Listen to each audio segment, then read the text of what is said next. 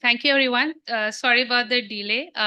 We did shift this out a little bit because a lot of people were stuck in jams and probably still are. So apologize for the delay, especially to those who've joined online. Sorry about keeping you waiting, but good morning and welcome. This is the second annual IPCIDE conference. For those of you who don't know IPCIDE, it's the ICRIER Prosus Center for Internet and Digital Economy. We set it up in 2022, hoping that we'll do a lot of research, and we have on the digital economy, all contemporary issues. You will hear a lot about it through the day. But without delaying this further, let me invite our panelists for the inaugural session, all of them architects of IPCIDE and the CIDE report. Mr. Pramod Bhasin, Chairperson, ICRIER. So please, can you come on stage?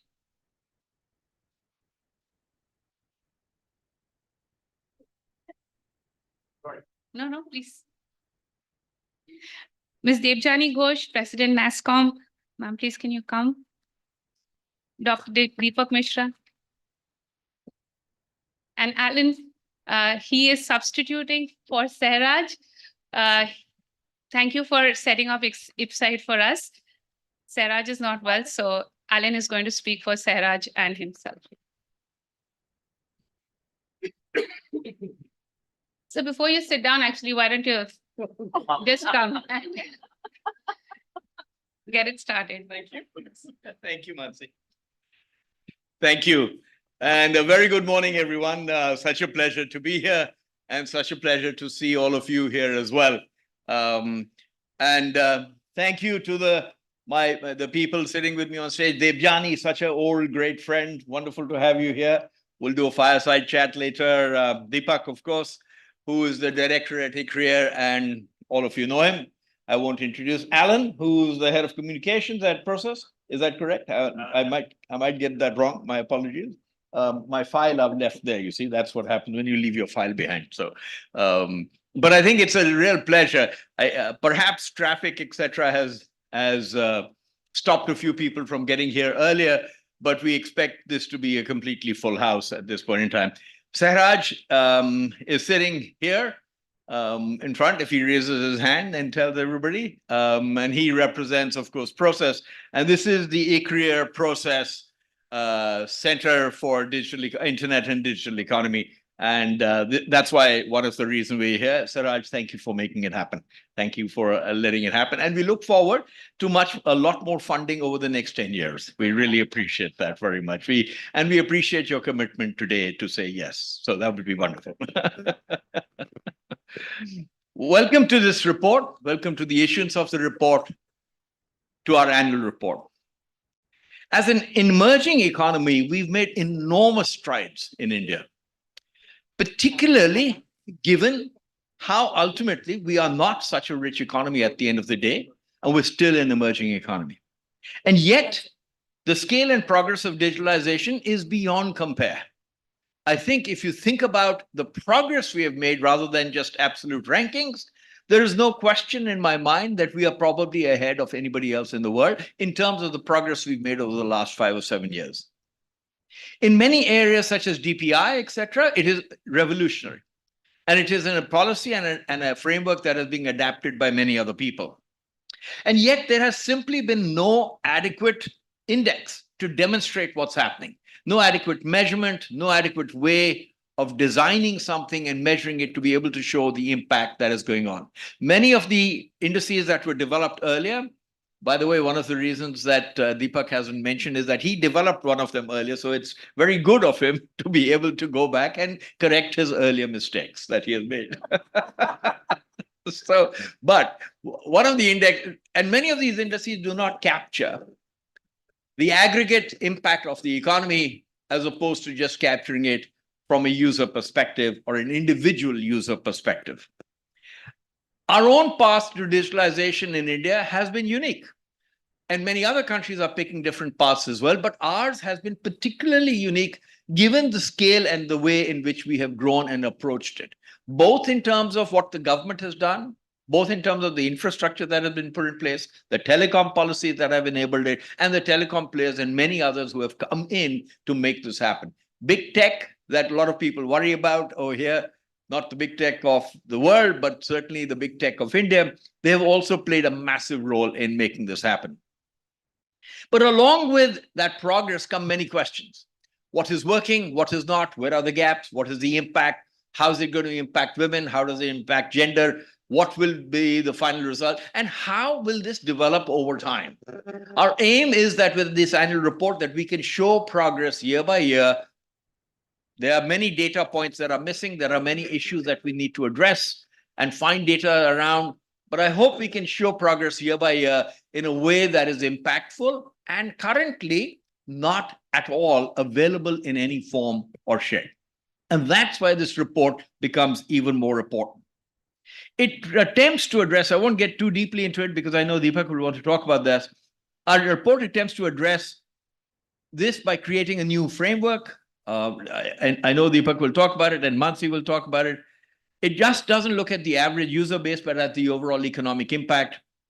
And it shows a different way of approaching and viewing this for emerging economies versus the developed world, which has its own status and ability to grasp this. But certainly for emerging economies, the challenges are very different. It is also interesting to see how we compare with other countries and how some of our states compare with other countries individually. As we think about these comparisons, it brings into prominence perhaps a new way of thinking about this, not just for the digital economy, frankly, but there will be many other ways, I think, Deepak, that many other indices or many other measurements can be done using this kind of framework as well, not just per capita, not just per user, but in the aggregate. Our focus has also been on output, not just an input, which, as you will see in the report, would otherwise penalize us doubly in an emerging economy, both because input measurements are that much lower, and therefore output necessarily will be there, and you get and you get hurt certainly in the rankings. What I was amazed at is that global awareness of India's progress in this area remains scant. It is very surprising, certainly if you go to the US and the UK and many parts of Europe, certainly Scandinavia, where I've just come back from, there is hardly any recognition of all the progress that India has made in this area, which is surprising. It just shows, one, the issue around the media and what they cover in each of these countries, as they do, and that's just par for the course. But it is also clearly that we can do a far better job in showing that progress through this report and through these measurements. I'll stop here. The report is remarkably upbeat. It demonstrates, particularly in the aggregate, how far we have progressed.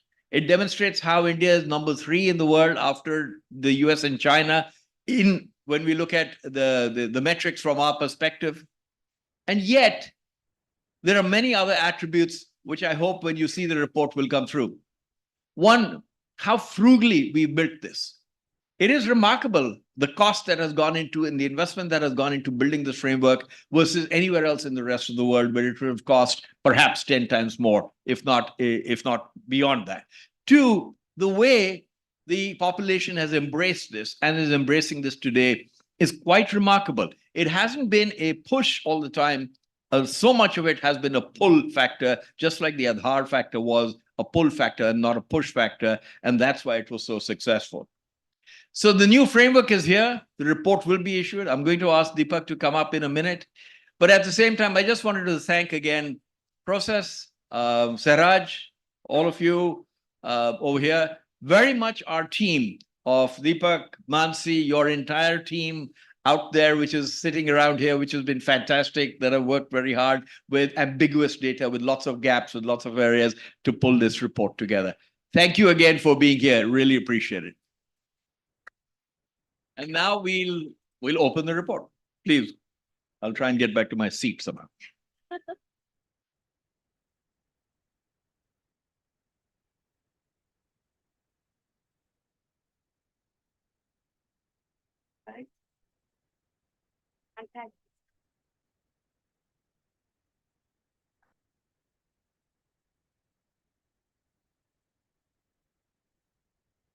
This is quite a secret. Nobody's been allowed to see it till now.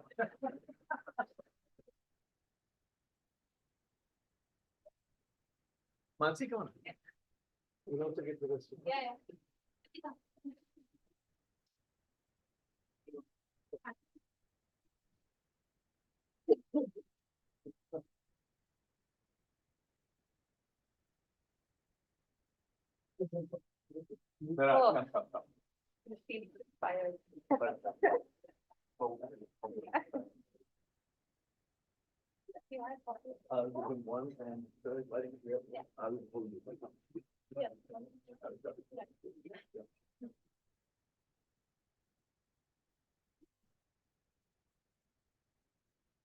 you.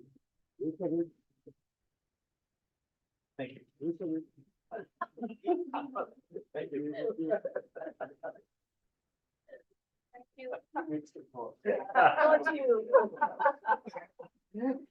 Should we go down? Oh, we stay here? Yeah. So I go and start.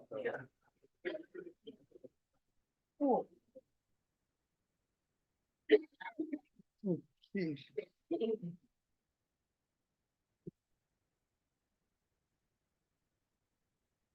Yes. Hello everyone. Welcome to the second anniversary of the SIDE report. This series of reports was born last year around this time with the SIDE 2023. You see the cover page there. So we are into our second report. And there are many motivations for us to write this report, but let me tell you one that's freshest in our mind. And it starts with India's G20 presidency. So one of the most successful outcomes of India's presidency was the internationalization of the concept called digital public infrastructure.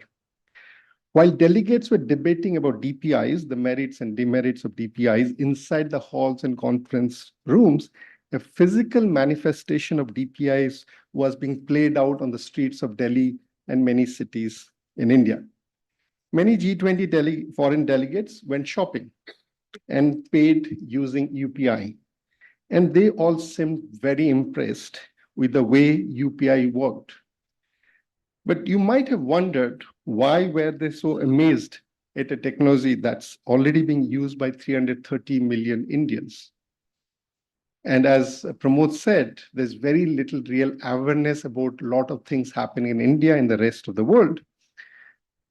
And most of them seemed unaware of India's remarkable strides in digitalizing its economy in recent years.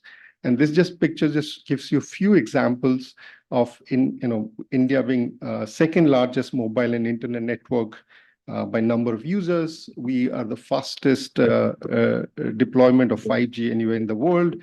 The few countries that see data traffic per smartphone as high as in India. India's digital identity is the envy of the world, so on and so forth. And the other picture that you see here shows how much these DPIs have progressed over 1 year. So the smallest of the DPI was the accounts aggregator. And they had 3 million users in 2022 when we published our first report.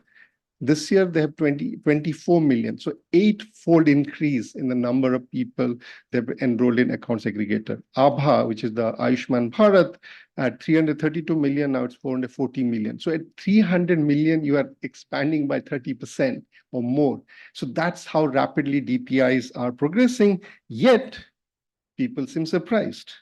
Why? And we believe the answer lies in this figure. This figure shows the 3 most widely cited global indices on digitalization: United Nations eGov Development Index, World Economic Forum's Network Readiness Index, and International Telecommunication Union's ICT Development Index. In all these indices, or at least in many of them, India ranks below countries like Fiji, Maldives, Myanmar, and even war-torn countries like Syria. So not surprisingly, if you read this literature, you would not expect Indian street vendors to be using digital payment system and the system to be working so well. The problem with these indices was that they were conceptualized nearly 2 decades ago. So while digitalization has made dramatic progress over the last 2 decades, the way we are measuring digitalization has not. And so not surprisingly, the global rankings fail to adequately capture digital progress by developing countries like India. So what are the limitations of the existing set of indices that I mentioned? And the one that I talked about, what Pramod said, the one that I was involved in was a World Bank index called Digital Adoption Index, which also showed India somewhere in the middling range. So I knew exactly how some of these things were put together. So this is a mea culpa, as you said, about doing it. So what are the big limitations of these indices? One was they capture a very narrow notion of digitalization. Especially think of what was digitalization in 2000, which is when UN index was created. It was largely access to internet. That was super important. Can you access internet? And often through fixed broadband, because that's how most people access internet in rich countries. But most developing countries have traveled a very different path in which users have benefited from digitalization without having no access and sometimes very limited access to internet. And if you're talking about digitalization, we got to capture those people as well. The second is global indices measure digitalization for the average user, and they ignore the scale and the breadth of the network. So they count the percentage of population using the internet, but not the total number of people using it. So Fiji, with a population of less than 1 million and 70% people are using internet, is ranked higher than India, where only 52% people use internet, but that's add up to more than 800 million people. So the scale is completely ignored in the indices. Finally, as Pramod mentioned, they suffer from double counting problem. They penalize countries both for outcomes and inputs, so incomes and outputs and inputs, and that basically means either you're giving a premium, double premium to rich countries, or a double penalty to developing countries. But I must say that this is not necessarily a critic of the global indices. What we are thinking is, so it's not about saying they are all wrong. They were conceptualized at a given point of time. They had the relevance at that point, and they do a good job in certain contexts, in certain setup. But clearly, they don't do a good job in the current context that we are in India. And that's why we conceptualize the State of India's Digital Economy report, which presents a new approach to measure digitalization. It includes a much wider definition or approach of measuring digitalization through a framework which we call CHIPS, CHIPS, which stands for Connect, Harness, Innovate, Protect, and Sustain. And those of you who might have been here in the last year, the framework was called CHIP, CHIP, but there's a lot of demand from panelists, speakers and audience that we should add sustainability to the framework, because there's a whole discussion on climate change and green growth and stuff of things. So we should not be ignoring it. So that led CHIP becoming CHIPS in the second year incarnation. So what does the CHIP look like? So let me unpack a little bit of what this CHIP is about.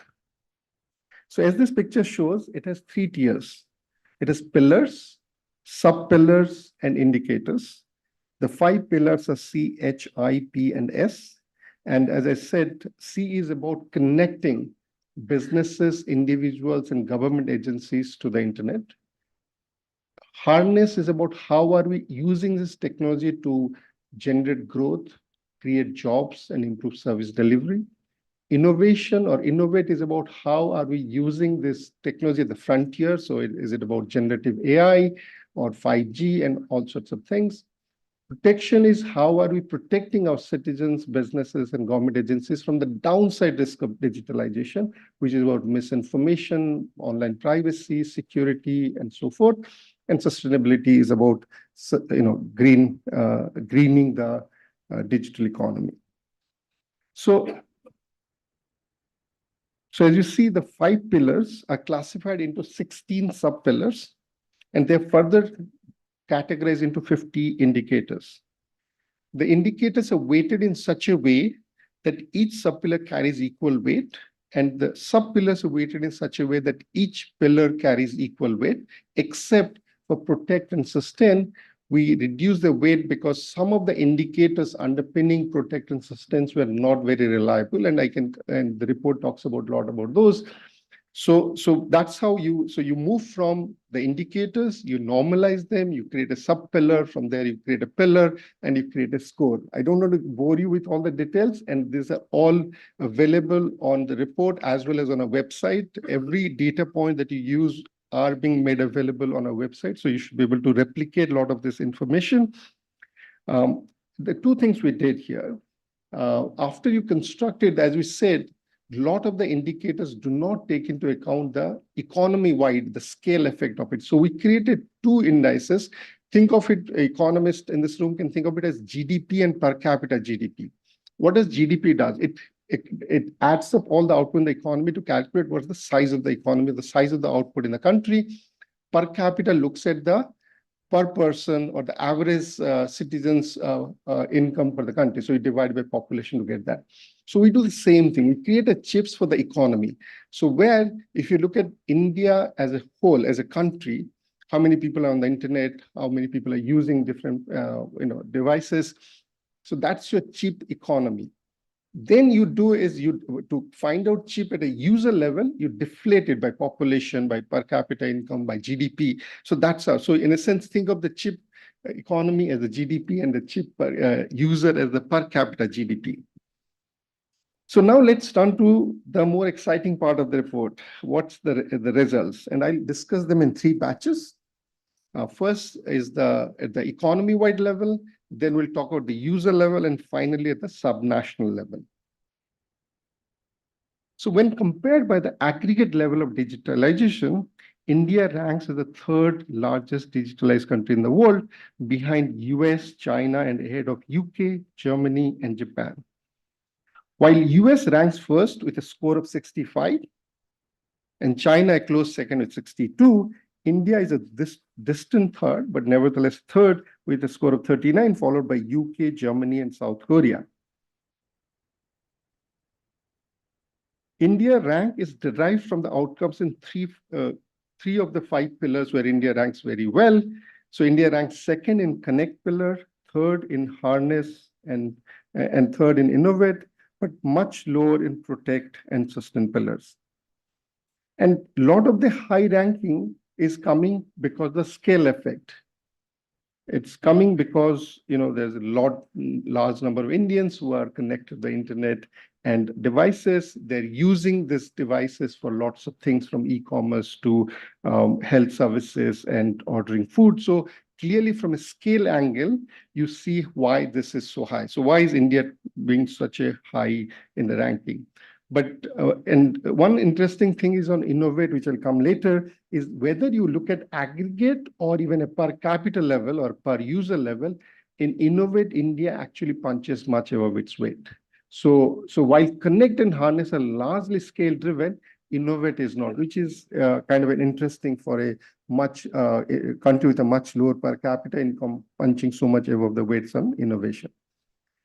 India's rank is driven by 2 scale-driven pillars, connect and harness. As I told you, we can go from indicator to sub-pillar to pillar. So you can actually go back and look at how much each sub-pillar is contributing to the overall score and how much each pillar is. So as this graph shows, the connect and harness pillar collectively contribute about 66% to India's score.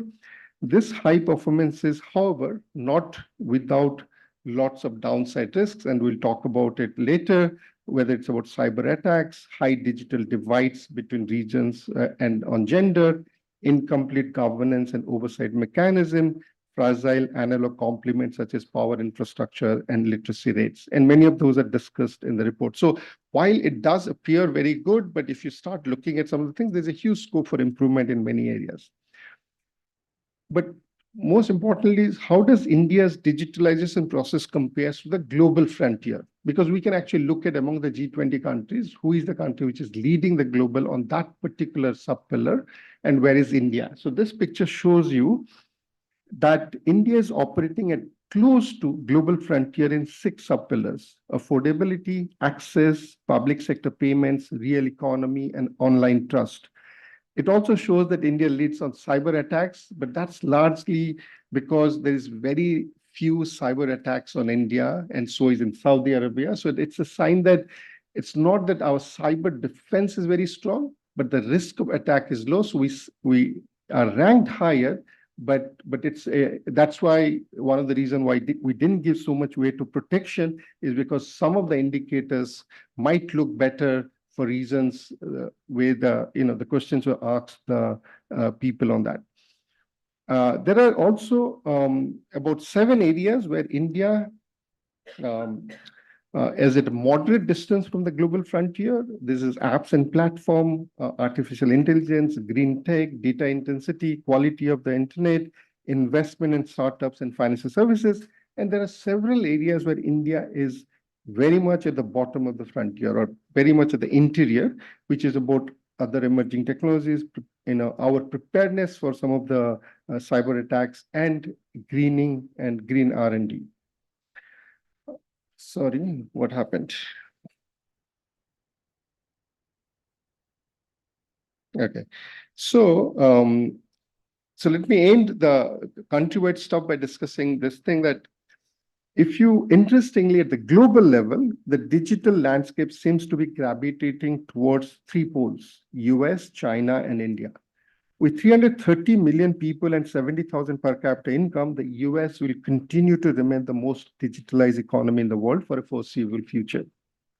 China, with 1.4 billion people and 13,000 per capita income, is now the undisputed second pole in the global digital landscape.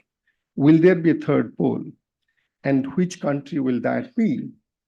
We believe that there's increasing evidence that if India can play its role well, India could be that third pole. So India has a per capita income which is relatively low, $3,000, but it's the fastest growing economy among the major economies. So our digital consumption are going to rise as our income increases. The other advantage is that India provides scalable, low-cost solutions for the use of DPIs, which makes India model much more attractive for many low and middle-income countries. So it is fair to argue that India is in a pretty good position to close the gap with the US and China, and could emerge as a third pole in the global digital landscape. Now let's move to the users. I'll be pretty quick. I know I've been 15 minutes into my time. So while India as a nation is vastly digitalized, the average user is not. And that's very important to note. So within the G20, India is ranked 12th in terms of the level of digitalization at the level of user. This is the per capita income, as I mentioned. But this is not bad. 12th among the G20 is actually pretty good, because India is the country with the lowest per capita income in G20. So we are punching our weights when it comes to the digitalization versus the economy.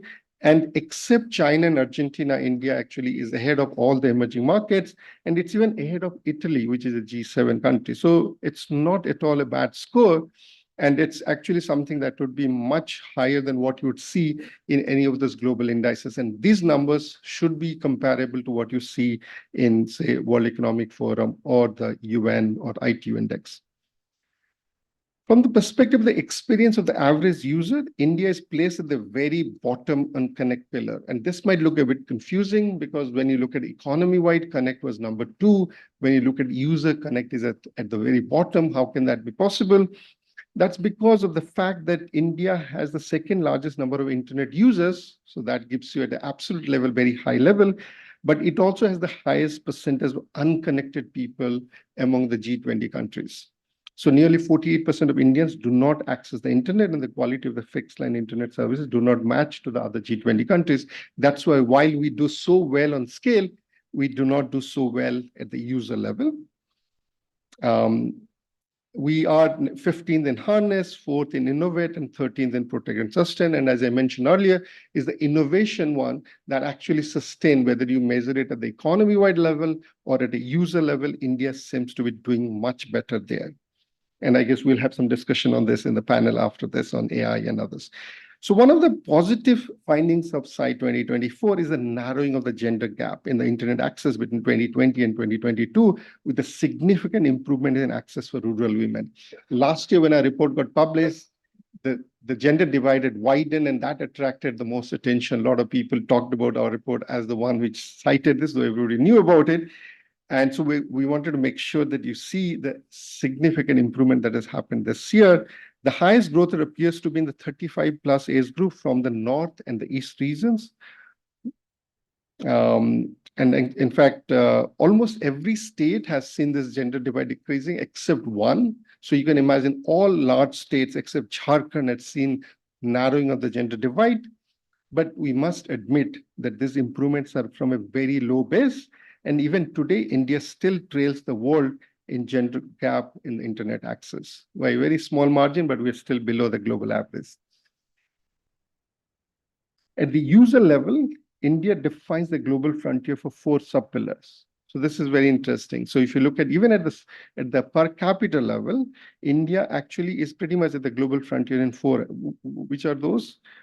AI, investment in startups, real economy, and cyber attacks. And AI is largely influenced by the fact that Indians contribute the largest number of projects to GitHub on generative AI. So that indicator actually moves a lot, and you must have seen Satya Nadella speaking about it recently, saying, I'm very surprised to see that India is contributing such a large number to the generative AI projects. But there are 7 pillars in which India is at the moderate distance from the global frontier, and there are 5 sub-pillars in which we are at the very bottom. So this results show that there's considerable scope for improvement at the user level in 12 of the 16 sub-pillars. So this is obviously things for us to do going forward. Now let me turn to the last part of the report, which is on the performance of the Indian states. The idea of putting Indian states was because first, we don't have reliable indicators on Indian state on digitalization. There's a lot of things which are different aspects of digitalization, but not an integrated story. But the real interest we want to do is we want to compare Indian states with the countries in the world. So you want to compare, Delhi with Singapore, or Mumbai with, say Gujarat with Germany. But unfortunately, the data didn't allow us to do it. So we can only compare Indian states among each other, but not Indian states with the rest of the world. But next year, we're hoping to get to that position. But let me give you the results on what happened. So first is when you look at the Indian states, we had to drop one pillar, the sustained pillar, on which we have no reliable data across Indian states, but we have much more richer data on C, H, I, and P. And so we kept those, and we kept the framework. Some of the indicators changed, but overall, it's the same story. And what you find is as the global trend shows, richer states and union territories in India have relatively higher level of digitalization. The more richer the state says or UTs are, the higher is the level of digitalization. The top 5 states, according to the CHIP score, are Karnataka, Maharashtra, Telangana, Gujarat, and Haryana. They're also among the most richer states. And among the UTs and smaller states, you find Delhi and Chandigarh in the top rank, which are also the highest per capita income state. But what's interesting is that no single state dominates the ranking, a table at the sub-pillar level.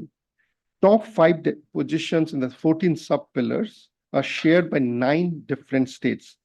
Chhattisgarh, it turns out to be a very interesting case, which is the 12th richest state, so pretty low on the income ladder, holds the top position in 2 sub-pillars, namely inclusion for gender and public sector in general. So similarly, other relatively poorer states like Assam, Bihar, Madhya Pradesh, and Odisha feature in top 5 for some or more than one pillar. So in that sense, it's not completely. So if you looked at the first map and I looked at the countrywide distribution, almost in every pillar, it was either US or China dominating the pillar, except there's one case for Korea, one for Germany, and one for Saudi Arabia, but every other scale was dominated. But here, that's not the case, which is interesting that many places, the middle and the low income Indian states do appear to be leading in some pillars.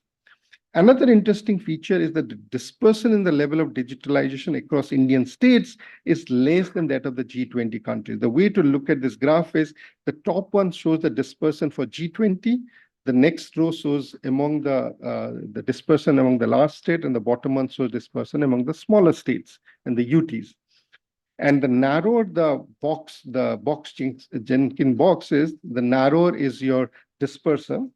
So when it comes to digitalization, perhaps the inequality of dispersion within India is somehow less between India than between India and G20. So in-country inequality is less than between India and the rest of the world. Finally, we find that publicly provided digital services appear to have relatively low dispersion than privately provided ones. So this picture shows, so there you saw how the states are ranked. Here we show how the dispersion varies across states on different subpillars. Again, the wider the range or the box, the boxes, the higher is the dispersion. And this is arranged in a decreasing order. So the X is the mean or the median. And what you find here is that so some of the sub-pillars like public service delivery through DPI and gender inclusion have relatively low dispersion across states. On the other hand, sub-pillars measuring individual access, business innovation, geographic inclusion, and private sector private services on apps and platform exhibit much wider variations. And there are some clear regional trends in the level of digitalization, nothing that is completely surprising. On average, states in the West and South are doing much better than in North, Central, East, and Northeast. The Southern region particularly stands out in the quality of access, knowledge production, business innovation subpillars, while the Western region stands out when it comes to access of government services. So, and there's a lot of those facts in the table. I don't want to bore in the report. I don't want to bore you all that stuff. And we'll make sure that all these informations, including the underlying data, will be available on the website so that you can go back and use some of these things for your own work. So let me conclude by saying that if you have to take one takeaway of this report, it will be that India's global ranking significantly improves when the full scope and spectrum of digitalization is taken into account. That's because digitalization has made dramatic progress over the last 2 decades, but the way it's being measured has not. So we use a different approach, which controls or accounts for the entire spectrum of digitalization, and that gives us very different results. The first is when compared with the aggregate level of digitalization, India ranks as the 3rd largest digitalized country in the world. While India is a vastly digitalized nation, the average users are less so, and India is ranked 12th in terms of digitalization at the level of India's user, but still better than most developing G20 countries and even higher than Italy, a G7 nation. At the subnational level, Karnataka, Maharashtra, Telangana, Gujarat, and Haryana take the top 5 spots among the last states. Dispersion in the level of digitalization across Indian states is seen to be less than what you see between G20 countries. And I'm glad to see that the gender gap is narrowing, though from a very low base. Thank you very much. Thanks for your attention.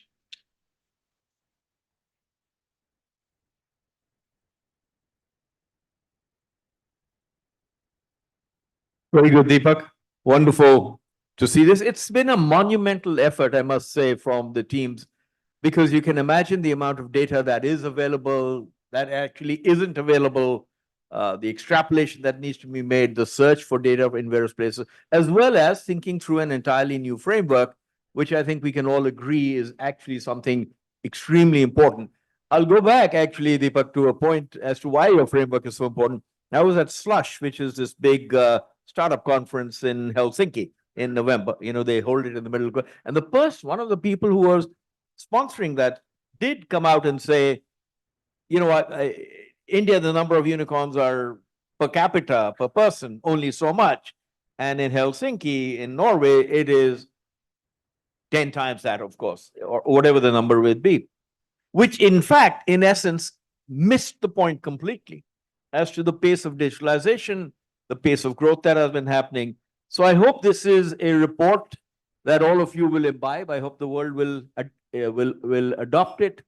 And I hope that we can all look forward to measuring our progress every year in very definable, measurable, impactful ways, which also tell us where the gaps are, and therefore all the ways in which we can work on it. So thank you, Deepak, for that. I now have the pleasure, Debjani, of doing a little chat with you. And I'm going to bring in my other panelists from time to time, but I'm supposed to introduce you.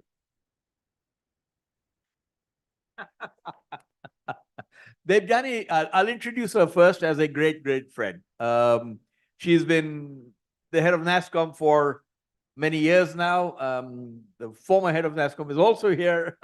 Shekhar was here, was of course well known also as our IT secretary.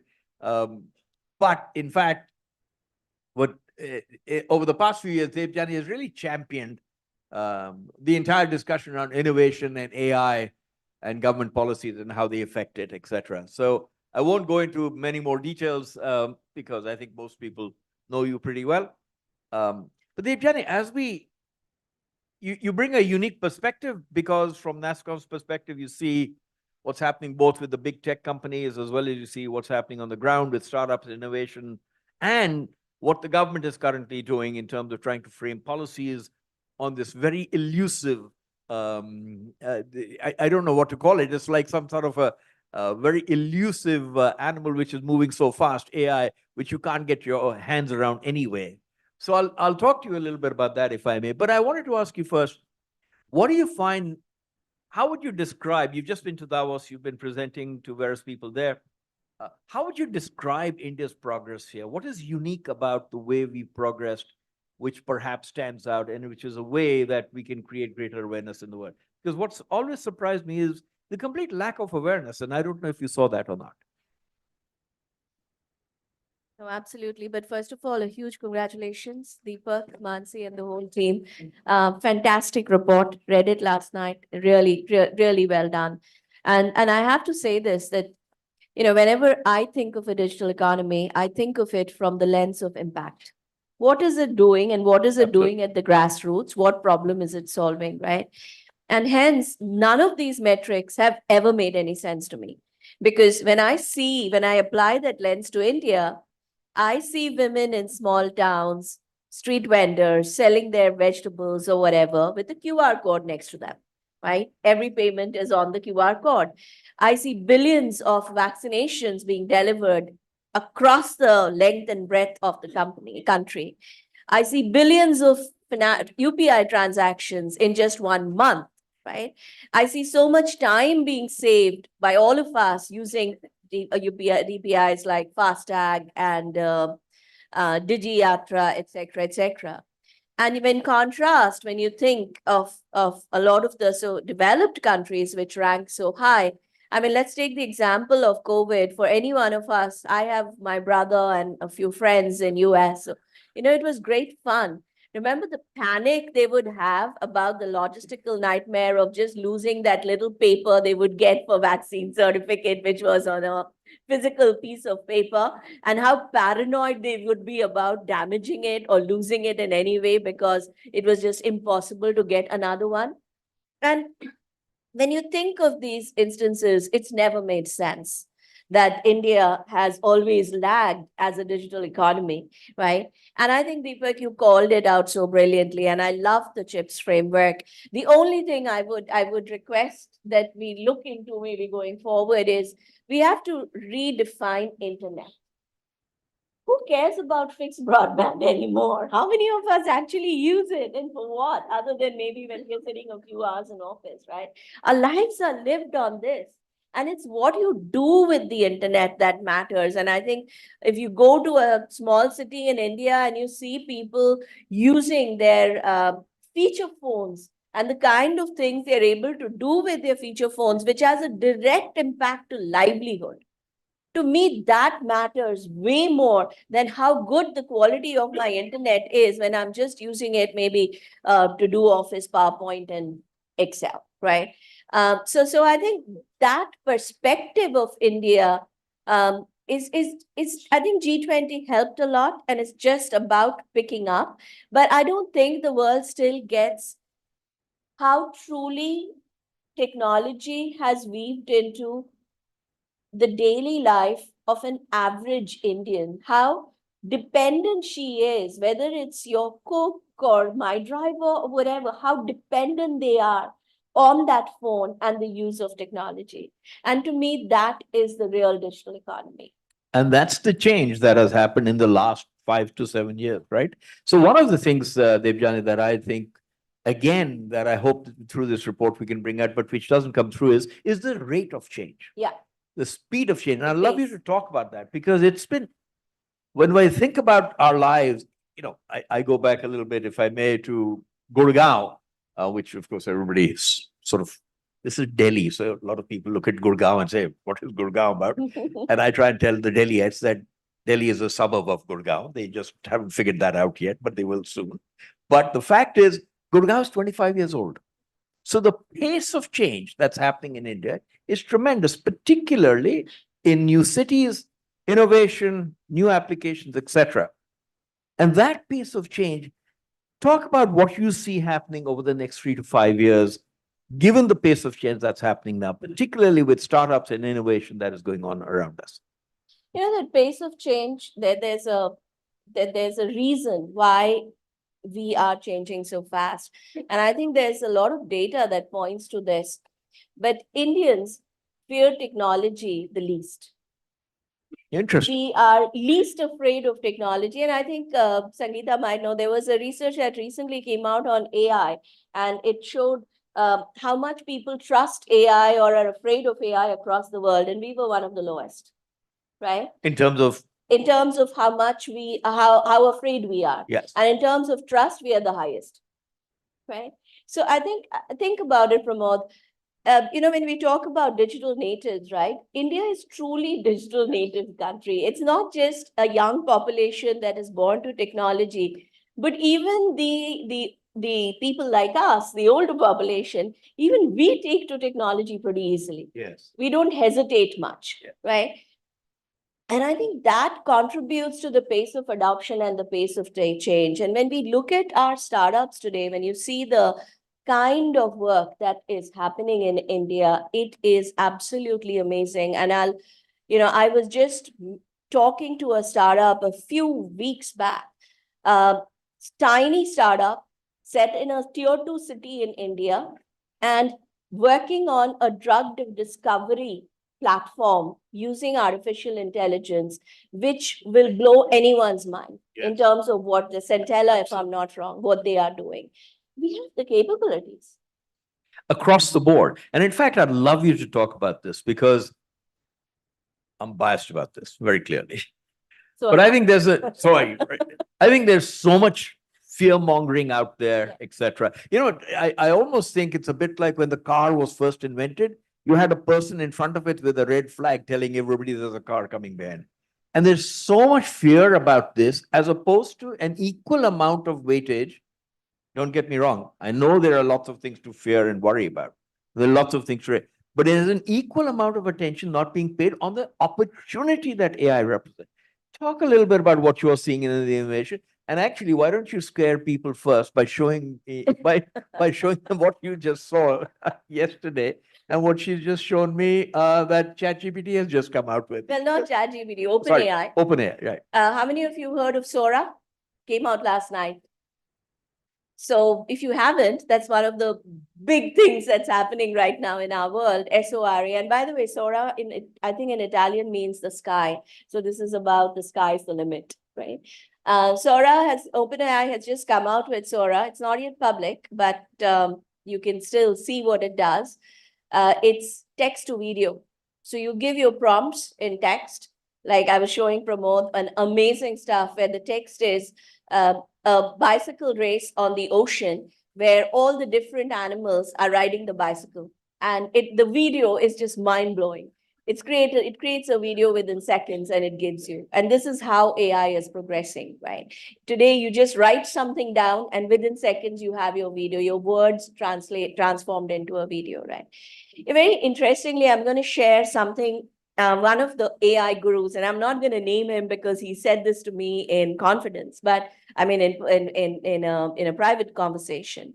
But what he said made so much sense, going back to why are people applying the lens of fear? Why is government applying the lens of fear?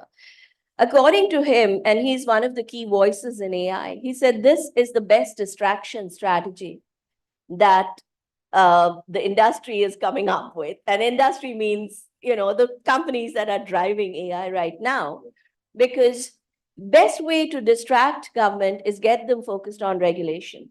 it'll take them years and years and years to figure out what to do and how to do it, right? And he said, this is a brilliant distraction strategy, but it has to stop. It has to stop because we continue to think of AI from the fear of lens. We are not going to start thinking about how do you deploy this thing at scale? How do you make it work? Today, the latest report on adoption of AI, I think IBM has just come out with one of its latest global reports. Only 35 or less than 35% companies globally are making any meaningful or significant use of AI. And that's a terribly low number. If you remember the promise of AI, which is increased productivity, which was made years back, we should all be racing to figure out, especially given the slowing, that the global economy is slowing down. We should all be racing to figure out how do we unlock the potential. It is not happening. Why? Because we are caught up in this massive debate of regulation. And frankly, none of us know what to regulate because AI is changing on us or any technology is changing on us. And it's moving too fast in many ways, isn't it? Yeah. I mean, that doesn't mean you don't regulate, obviously, and you don't put some barriers and some guards, but equally, you do run the danger that you throw the baby out with the bathwater very quickly, right? You have to have a governance framework, but I think this is where regulation mindset has to change. You cannot regulate for the next 50 years. Yes. At best, you can regulate maybe for the next 5 months, but you have to learn. So this is where the regulatory sandbox mindset really has to come into play, and not as a POC that you're trying on the sideline, but as mainstream regulation. So very interesting, and couple of other additional questions there. Should India fear that it will be left out of this AI race or not? Just throwing that out as a broad thing. And two, is there a fear that AI is going to be so dominated as social media is by a few companies without it being applicable everywhere? Because these are big challenges for a country like India. Both are highly possible. I think a lot depends on the actions we take today. Will India be left out? I don't believe so, and I hope not, because what India has done and what Deepak talked about, what India has done is showed the world that it is possible to develop population scale technology. And scale is the one thing we need in AI. What India has done is show the world that it is possible to innovate at the grassroots and develop truly inclusive technology. The biggest challenge in AI is the lack of inclusion today. Yes. Right? So I do believe that there are tremendous lessons. And this is why, Deepak, I was so thrilled to read the report last night, because if we shine the light on the right things, impact, inclusion, these things will begin to matter. And we have to make it matter. Because if it matters, then we can apply some of these learnings to the current AI narrative and thinking and roadmap. Because I think India has a huge role to play in really making AI work, putting it to work, figuring out what problems it should solve, rather than joining the debate of, is this going to kill us or not? Absolutely. So, absolutely. And that's why I think the opportunity far outstrips absolutely anything else that I have certainly seen in my life. Yeah. Last question for this, Debjani. What can government and industry do jointly? What can we ask government to do more of to make sure we capture this opportunity and take a lead? Because my view on this has always been that given our demographics, given the way AI has moved, given the open source nature of it, that actually it's very hard for any one company to dominate, frankly. I don't think anybody can. It's moving too quickly. Yeah. There's too much innovation happening. What else can we do to really capture this at the grassroots level and to encourage it in areas that really matter within India? You know, we talked about drug discovery, for instance, speeding that up. We've talked about diagnostics, making that far more effective. We've talked about financial inclusion, making that far more sensible, frankly, than it is at this time, because so many people get left out of a credit net, for instance. What else can we do to have this spread out much more? I think we have to get together and make application of AI the job one for India. With, of course, the right governance, right oversight. But we have to get absolutely laser focused on application, prioritize sectors, because it has to have a sectoral approach. And in fact, regulation should be thought of with a sectoral lens rather than a broad generic lens, right? So we have to think about it that, okay, these are the 3 sectors where we will be using AI to drive this outcome. Increase productivity, increased yield, whatever you call it. And then what are the steps needed? Regulation, what has to happen? Unlocking of data, that's a key area to work on in India. Absolutely. What has to happen? If you unlock the data, we have enough brilliant startups given compute access, and compute access is happening in India. Yes. It is already, we have access available in India. Given the access, we have enough startups, if they get the data and financial aid, they will build the relevant models and solutions that's needed. I'm very, very confident of that. And the third thing that has to happen is India really needs to work on 2 things. One, basic R&D. We have to increase our focus on R&D, especially when it comes to AI and, you know, the LLM roadmap. How do we move towards more energy efficient roadmaps, etc.? And 2, we have to bring in patient capital funding into India. Yes. It still does not exist. And honestly, that these 2 are our biggest weaknesses. Yes, very good. The last question, then I know Mansingh is going to tell us, please quit on this. This could go on forever. As we think about both the chip report that we've talked about here, as well as the new areas of development, Debjani, what have you seen from, in terms of the world looking at us nowadays in this particular area? Not broadly, not the fact that we are a huge developing economy, emerging, etc. But my sense has always been that they seem constantly surprised by the progress that India is making and the way it's making, because our path has been very, very different from what most countries have done. How do you react to that? How do you respond to those commentaries that you get from time to time?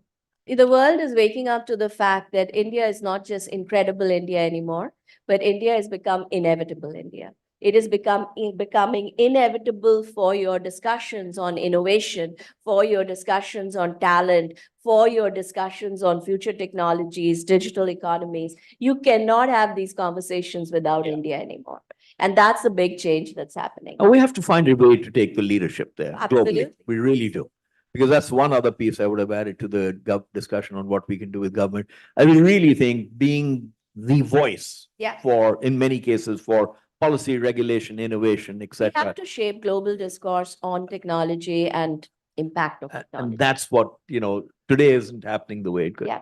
Debjani, thank you very much. I didn't include everybody else. I apologize, Deepak.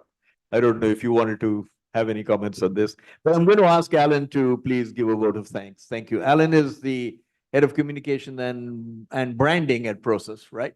Have I got that right this time? Oh, all right. Debjani, thank you very much.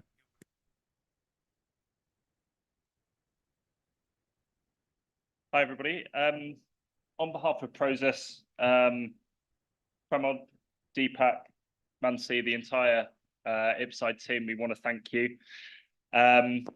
The kind of passion and drive and vision that you bring to the work that you do is absolutely outstanding, and it's obviously super impactful. The research that you're doing just continues, I think, as we've heard already, continues to help everybody better understand the digital and technology economy in India, and the economic analysis and data within reports like this just go such a long way in terms of helping support policy-making decisions within the country as well. This is such an important piece of work, and I think reflecting on some of the stuff that Pramod discussed and we heard in the fireside chat about that kind of knowledge gap that exists in terms of the speed of change, the relevance of change, the willingness of India's population to get behind digital and adopt kind of, you know, mobile and things like that. I'm based in London, and I know that when I speak to stakeholders across all of our key markets, whether it's in Europe or in South Africa, in the US, there is huge enthusiasm behind this India digital transformation story. but the understanding is completely not there. So we need to do a lot more to kind of bridge that gap. And I think, you know, pieces of work like this go such a long way in terms of helping to kind of achieve that. This is only the second report we've done, but the one that we put out this time last year was really well received. So we're hoping that, you know, we'll get the same sort of reception with this one. And to the whole IPCIDE team, we're just really looking forward to many more years of collaboration. And thank you very much. Thank you very much, and thank you.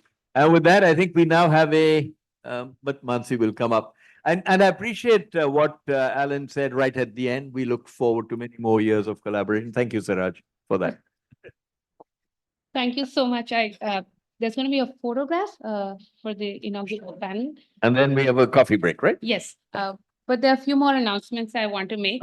One is that, no, but you can take the picture meanwhile, because this is for the rest of the audience.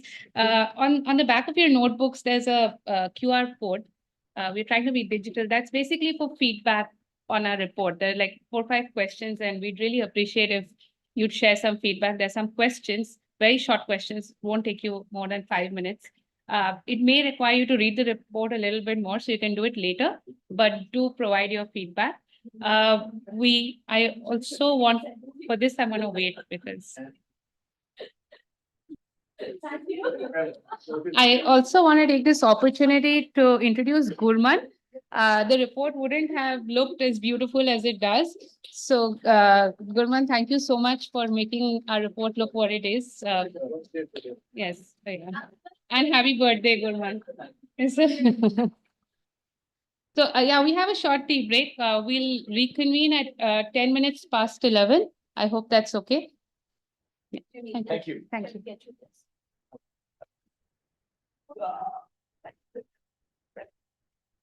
Thank you very much. Sorry about this. What a fuss. You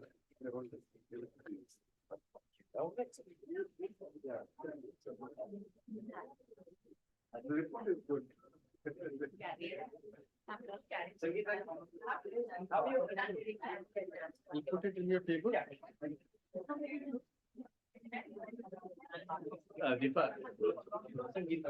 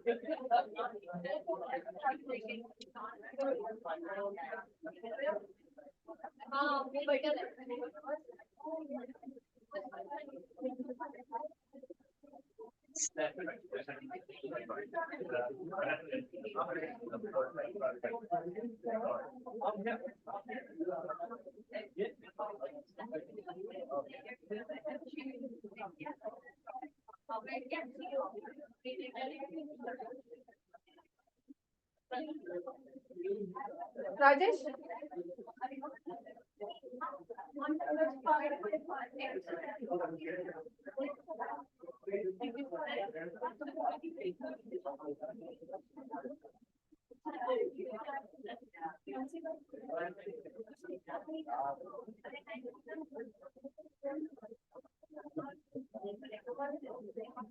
Yeah, no worries.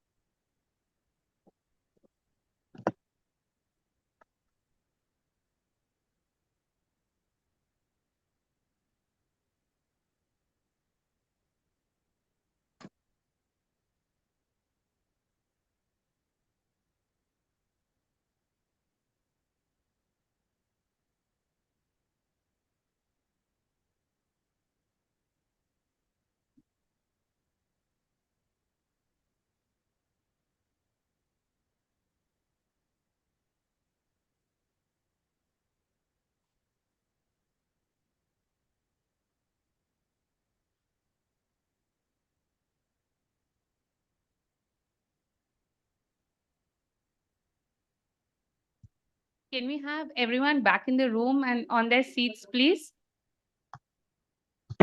If you're still drinking your coffee, you can bring it to the table.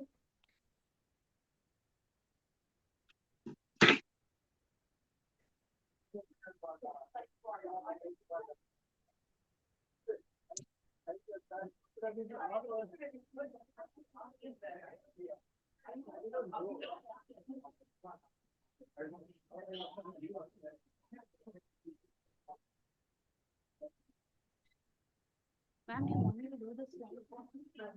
I did 2 slides on meaningful and you want अर्पित को बुलाओ.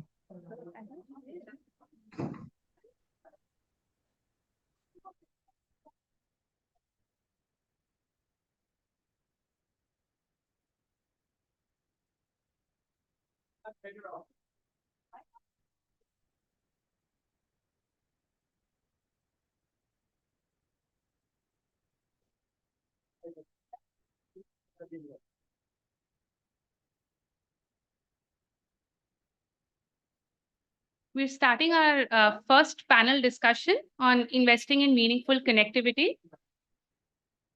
I'd like to invite the panelists on stage. Ms. Aruna Sundararajan, who's going to be moderating this discussion. She's former Secretary, Ministry of Electronics and Information Technology, and also Secretary, Department of Telecom. Ms. Helani Galpaya, who is the CEO of LIRNEasia. Michael Ginguld, the Chief Strategy Officer of AirJaldi.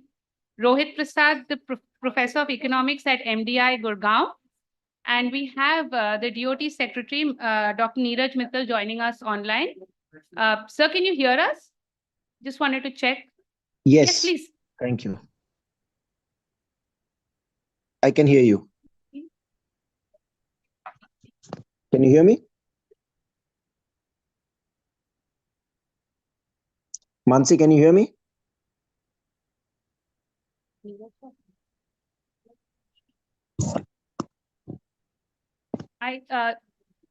If you Mansingh, can you hear notice, the me? title of the panel is Investing in Meaningful Connectivity, and I thought I'll just take 2 minutes for those of you who may not be familiar with the conceptualization of meaningful connectivity. So it's just not in the normative sense meaningful, but it does have a specific meaning. If we can quickly show the slides on screen. It's something that the ITU has been working on for the last couple of years, and this year also tried to measure it. And distinguishing universal from meaningful connectivity. Universal connectivity is much better known and understood as connectivity to all. So we're looking at everyone being connected. But meaningful connectivity goes beyond the idea of connecting everybody to connecting users to have a safe, satisfying, enriching, and productive online experience at an affordable cost. Now, these are a lot of words, but what ITU has done very nicely is also provided some indicators that can help measure meaningful connectivity and not just say what they mean by meaningful connectivity. So they talk about 3 stages of connectivity. One is like no connectivity. So you have no infrastructure, you have no devices, you don't know how to use it, it's not secure. Then you get into the stage of basic connectivity where there's at least a network that is available, which you can sometimes use.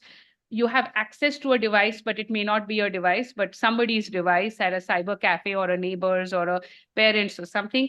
You can use some of the functionalities on the device, and it's a secure infrastructure. That's basic connectivity. And then there is meaningful connectivity, which goes a little bit beyond and says, no, you have a fast and reliable network so that you can just not send texts, but you can also do, you can do telehealth and teleeducation and have good experiences online. It is affordable. You own that device. You have agency over the device. You have adequate skills to use and navigate the internet, and that navigation is safe. So there are these stages of connectivity. And in this year's index, the ICT Development Index, they have also tried to distinguish it through indicators. They measure the universal connectivity pillar basically on the number of people and households that are connected either through the fixed or the mobile broadband network. But for meaningful, they've gotten into indicators that define the quality of the network, that define which is in terms of speed, affordability, for data services as well as for devices, and go into other sort of inclusion or network coverage, therefore the inclusive aspects of it. It is also evolving and work in progress because it's the very first time that it has been done. But I quickly wanted to present this because the title of the session is Meaningful Connectivity. And if we can weave some of those aspects of connectivity in the Indian context, given that we're at about half the population still not using the internet, what does that mean? And where do we want to go from universal to meaningful? And what do we want to do about it? So handing it to Aruna ma'am now to take it forward.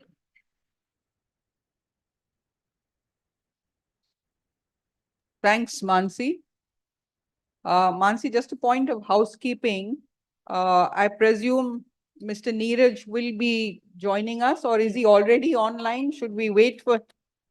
I am already here, ma'am. I think he's already online. Can you hear me? Switch to the Zoom screen? Can you hear me? He's there. Neeraj sir, can you hear us? The audio is not. I can hear you. Can you hear me? Okay, Can you hear me? anyway, since Neeraj is online, we can't see him on the screen in front. But I guess that means we're good to go. So at the outset, I think we're set for a very interesting session. We had a presentation of the report this morning by Dr. Deepak Mishra. And as most of you would have noticed, it has actually broken new ground conceptually, in a sense, because I think compared to almost any other international index which measures a country's progress in terms of digitization and digitalization, this is not just looking at the individual user and how they use the internet, but something called the network effect. And we know that in telecom, the network effect is something that's a completely different kind of phenomenon from what we see at the level of the user. So this is a report that's broken new ground. We had a very engaging discussion after that with Pramod and Debjani. And now we have with us a very, very interesting and diverse panel, which should make for a very enriching discussion indeed. On the screen with us, we have Mr. Neeraj Mittal. I'll just briefly introduce Mr. Neeraj to the audience here. He's an IAS officer of the Tamil Nadu cadre. He's a technology graduate from IIT Kanpur and also a PhD from Ohio State University in Management Information Systems. He has worked extensively in IT and telecoms, both at the central and at the state levels. And therefore, I think no better interlocutor for us today to speak about the big picture, the national vision, what is the government of India's roadmap in this very critical area of connectivity. And, I welcome. To my left, we have next Helani Galpaya. Helani is the CEO of LIRNEasia, which is a pro-poor, pro-market think tank working on infrastructure and digital policy issues. She brings with her a wealth of insights into what other countries in the region and beyond have been doing in the area of connectivity. And I think it'll be very instructive to hear what she has to say on this report, India's progress, what she sees as areas for collaboration and so on. We not only have the national and the international perspectives presented here. I'm very happy to note that we also have with us Michael. Michael Ginguld is, leads AirJaldi, which is a connectivity service provider. And as I was explaining to somebody in the morning, he goes to the most beautiful, the most inaccessible, the most remote the most unconnected parts of India and has been endeavoring to provide connectivity solutions to remote communities.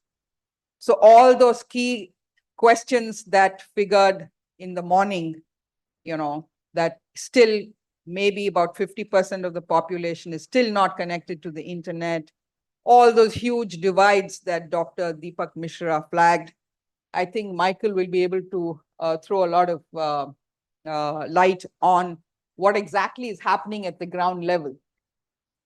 And then we have, as the last interlocutor, Rohit Prasad.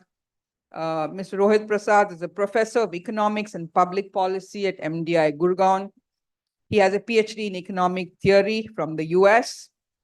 And he has worked extensively in the IT industry, in software.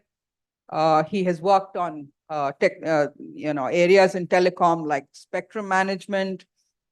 He's also worked on the RBI, on fintech, and has been working at the cutting edge of entrepreneurship and innovation. So I think with this kind of a panel, the stage is set for a very interesting discussion. And I'm going to step back for a minute and spend 2 minutes on how this session is going to be run. So at the outset, leading with Neeraj, but then followed by Helani, Michael, and Rohit, I will request each of the panelists to give their perspective for about 4 to 5 minutes. So overall, we'll spend about 20 minutes or maybe 15 minutes with the panelists sharing their initial impressions and insights on the report and where we are, followed by another 10-15 minutes of discussion between the panelists on the points raised. And then we hope to be able to throw it open for a larger discussion with the House. So the first thing we noted, both in the context setting this morning and in the presentation made by Dr. Deepak as well as Mansingh, is that clearly, India, in terms of digitization, has made huge progress. We're at the global frontier in some areas, but in other areas, there is a lag. And if we look at this piece of connectivity, which is really the subject of this panel, the report has, looked at it in terms of 3 areas. In terms of affordability, where we're at the frontier, but in terms of access, noting that there seem to be huge challenges still left. Because as Dr. Mishra pointed out, while still claiming to be the second most connected nation on the planet, we also have the largest number of people who are not connected to the internet. So there's a huge paradox there. And in terms of quality and the meaningfulness of the connectivity, again, challenges remain. In addition to these challenges, new challenges also arise in terms of connectivity. Given that safety, security, internet shutdowns, there are all kinds of challenges that are emerging challenges which need to be discussed. And we're also at a pivotal point in India's digital landscape because the architecture, the legal and regulatory architecture, is about to see a pivotal shift. We've just had the new Telecom Act. We are going to have, we've just had the new DPDP Act. We're going to have possibly a digital competition law, the Digital India Act. So there are big tectonic shifts that are happening in terms of the regulatory landscape. And what, if any, is going to be the impact on the whole story of digitization is something that's yet to be envisaged. So at a national level, I would like this panel in their remarks to focus on 3 things. First of all, given where we are and given that it's a mixed picture with intractable challenges at one level, new challenges emerging, Do we believe that the policy environment is adequately cognizant of these challenges? And what are the changes that have recently been seen in this sector? What are the changes that we are likely to see? And I think this question will be fairly squarely addressed, of course, to Mr. Neeraj, because he's the best position to speak about it. So what is the roadmap for India to address the kind of challenges we're seeing on the connectivity, access, and quality front? And what does the Indian government see as India's role as a leader of the global South, in terms of sharing its lessons and insights with other countries? This is something I would request Neeraj to speak to us about. But coming to the others, for Helani, I'm going to ask her, where does she see India's performance in terms of the overall international progress in this area? Where are areas where she thinks India is lagging behind? How can India contribute more to collaborating actively, contributing to other countries, but also other lessons that India can learn from other countries in this area of connectivity? Mike, of course, is going to bring us down to reality. So while all these questions, many of them may be, fairly theoretical or policy related, I think Mike is going to give us a real ground level understanding of what's going on. Why are some of these challenges still intractable? Because we hope that there won't be a situation where we come back next year and see that the same intractable challenges of gender divide, of course, we've made progress, but other divides where we've not made much progress, we certainly want to be able to say that, these intractable challenges have indeed been addressed. So I hope, Mike, you will, tell us what's going right and what's going wrong at the ground level. And Rohit I think we'd request you to speak a little about, why is this such an important public policy issue? And why do you think, because a lot of people believe, why not leave everything to the market? The market's done a pretty good job. So is there really a role for public policy? If so, what is the legitimate role of public policy? So I think those are insights we'll be looking from you. So with these, I will now hand over to Neeraj and request Neeraj to address his remarks for 4 to 5 minutes, and then followed by Helani, Michael, and Rohit in that order. Thank you. Thank you, ma'am. Can you hear us? Can you hear me, please? Mansingh? Yes, we can. Okay. Thank you. And my sincere apologies for not being able to make it. I'm, not in a very good connectivity, so I'm not going to switch on my video, but I hope I'll be able to communicate with the audience here. Thank you so much for this opportunity. I think the ITU, report, the report unveiled today, are very critical to understand what really is happening in, the context, setting the context in India. I think the issue of meaningful connectivity, as has been defined by the ITU, requires, I think, from the Indian perspective, some tweaks. And, we have been saying that at all forums. First, I think the framework should be technology neutral, whether it's wireless or wireline. We also feel that, the last mile connectivity should be something which we should focus in this, which is not there right now. Issue of, not just focusing on the supply side, but also the demand side challenges should be a part of this framework.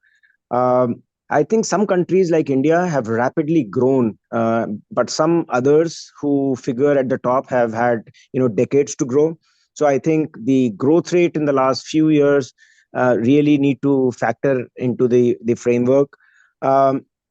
The best practices, I think, should also be a part of this, such as the UPI, which is going places across the world. I think India is a leader there. And lastly, I think content and applications should also form a part of the framework. So with this limited, caveats to the connectivity concept, universal connectivity, I think let me just skip to, the story of India. I think India has leapfrogged. I'm sure since morning you have discussed how the internet subscribers, the mobile subscribers, they're all growing at CAGRs of over 15% in the last few years. While the mobile subscribers have crossed 1.15 billion, I think our smartphone users have touching now about 1 billion. The 5G rollout in the country has been one of the fastest in a year. We have about over 100 million consumers, about over 4.2 lakh 5G BTSs have been installed across the country. And this just shows how, in general, the connectivity and the last mile connectivity in India has improved over the last decade. In terms of meaningful connectivity, and that's what I said, that the last mile connectivity is something we should be focusing on. Government of India is really keen, and that's why the BharatNet project, which has gone, I think, for a long time now, government has invested a lot of money, almost over 1 lakh crore rupees is being actually put in to ensure that the balance 2.64 lakh gram panchayats will become service ready, and they are all getting a 1 Gbps optical fiber connectivity. Along with that, the government is also making sure that there are village level entrepreneurs who will take this to the houses of the people. And it is expected that this will provide both connectivity and meaningful connectivity to the people. In terms of providing mobile connectivity, we are doing a lot of projects using the USOF, the Universal Service Obligation Fund, to connect almost 25,000 uncovered villages at a cost of about 26,000 crores. Several lakh, about 2 lakh, I think, Wi-Fi spots have been installed, across the country. The country is witnessing a lot of interest from low Earth orbit and medium Earth orbit satellites, which soon will be possibly functional. And they all will provide coverage to places where we are unable to provide the traditional coverage. We have challenges, I think, uniformizing the teledensity, having ROW permissions, making sure that there is security and sustainability of the telecom network, increasing the share of indigenous telecom products. I think these are all, areas where government has made specific interventions. I don't have much time to take each one of them, but we are cognizant that unless the entire ecosystem is built up, we will not be able to provide, do well on both universal and meaningful connectivity. You also asked about what government has done, over the government on improving the role of India in the global south.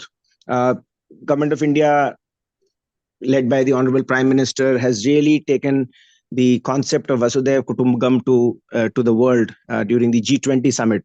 And a lot of initiatives were launched. One was the Global Digital Public Infrastructure Repository and a Social Impact Fund to take and provide the necessary investment so that the successful experiments which are in India, for example, the UPI services, indigenously designed 4G and 5G stacks, the India becoming a leader in the open RAN ecosystem, can really go to the global south. CDOT has along with the ITU, has a regional area office and innovation center to ensure that the startup ecosystem, where India ranks third at this point, also is able to share its entrepreneurial energy, spirit, and mentorship to these global south countries. So I think my time is kind of up. I don't want to take any more time, but I think the report is very timely, and I congratulate ICRIER for doing this very good report. India is doing really well in my assessment. We have a long way to go, but I think all the pillars in terms of interventions are in place. So with these few words, I'll hand it over back to Arna Madam to take it forward. Yeah, thank you, Neeraj. Helani? I'll pick up from where Neeraj left off. I mean, he started his comments with supply side and demand side interventions. And I think India's success so far has been using its scale and really good supply side interventions. It's time to think about the demand side, because survey after survey, not just LearnAsia's, but other surveys used in the report, for example, when you ask people why they are not connected, the top category of reasons kind of broadly fall into two things. One is the device. I don't have it. I don't see why I should get a device, device problems. The second is saliency. I don't know why I should get on the internet. There's not enough content for me. It's not in my language. I really don't find it interesting, etc. So if you look at the device issue, the supply side interventions have brought prices down significantly. India has had national policies around it. And yet, for the poorest quintile in India, the cheapest phone is 8% of their annual income, not monthly income, right? So that's still quite expensive. It's not only the affordability. India is one of the countries which deregulated so early, starting 1996, that has such one of the largest stocks of feature phones and basic phones still in use. And because we are environmentally conscious in my country, Sri Lanka, etc., we don't throw them away. We keep giving it over to other people to still use, right? So getting a smartphone in the hands of people is absolutely important. The economics of this means we need to somehow have buyback programs and stimulate the demand for smartphones. Because what you see is with smartphone adoption, there's a significant uptake. And we saw this, that's the learning from Myanmar. When they deregulated in 2013, it went from 0 phones and certainly 0 smartphones to 90% internet using smartphones because there was no legacy stock. Then look at the second category of the reasons, the barriers. It's about saliency. What do I do with it? It can be Facebook, it can be economic, whatever. But now we have reached that 50% of the people who really don't see the value of it. So we need to cross that barrier. And that's a challenge because the early adopters and the middle adopters are already online, right? But you see when the saliency problems is solved, you see huge upticks in demand. The first shock-based saliency problem solving was COVID, right? Suddenly people saw the need. Just since the shutdowns in May of 2020, 82 million people over the age of 15 got online for the very first time. Half of them say that they did so because they needed to get connected for education, buying food for work, etc. So that's a shock. The demonetization was another kind of shock, right? To get people to adopt mobile payments. I think for enterprises, probably the GST payments were another shock, right? So we've had these upticks if you look at the thing. But shocks are a really bad way to increase adoption because shocks also leave out a lot of people. It's highly marginalizing, right? It leaves out poor people, etc. So that should not be the strategy that we should do. Now, what is the strategy? And I'm afraid it's not a soundbite answer. So if you look at digital and education, it's not a simple answer about giving a device to people. The hard work, and this is from 20 years of systematic meta-analysis that shows, it improves digitization and improves learning outcomes to the extent that teachers adopt that in day-to-day teaching, not the one-off assignment. Now, what does that take? That takes hard curriculum change. So there's no cute answer we can say for, what can be done. Now we've got to do the hard work to reach the other 50%. I think in terms of India and its role and what we can do as the majority world, I mean, not even the global south, let's call it for what it is exactly that. One is this term majority world is to use our scale and sort of become a block. What do I mean by that? We are already the largest number of people who are online, right? But we rarely use this. India in particular is the second largest number, right? We don't use it. I mean, think about the big conversations in digital are about international taxation. It's not about connectivity, right? There are two big proposals, OECD and the UN, quite different. And the US, which is the biggest moneymaker, standing in the way of sharing any of the digital dividends with the countries. Why are we not acting as one block, the global south? We are the biggest market, not on a per user basis, but on an aggregate level. We are large numbers of people. We don't vote as a block. We don't negotiate as a block. And India really has a role, I think, to play because it can talk. When India talks, it's a large enough market. Like when China puts up a firewall, people comply, right? Because they want to access the market. India has that kind of power, and I think it can take all these, the rest of the countries. The second, I think, role is to find policy and marketing solutions that work in our context. So I would argue that in the voice connectivity world, the biggest seismic change came when India's sort of budget telecom network model was imported to the rest of the world. That is low spectrum availability in the 90s and 2000s, very low ability to pay off majority of the populations, and you have prepaid innovation, micro-paid innovations to allow variable payments and so on. And then when the Indian companies start investing in Myanmar and then later in Africa, you see the fundamental market change hugely. And the policy innovation is not thinking about interconnection as the policy priority, but about licensing, right? Which was different. All those other markets had 3-4 players. India suddenly moves to 6. I think the next wave is thinking about what many talked about, digital public infrastructure, fundamentally different ways of thinking about non-excludable, non-rivalrous digital goods that then can be used by public and private sector. India is doing some of it, but I think that's really important. Then there are policy interventions. So for example, Sri Lanka, where I come from, has South Asia's first Privacy Data Protection Act.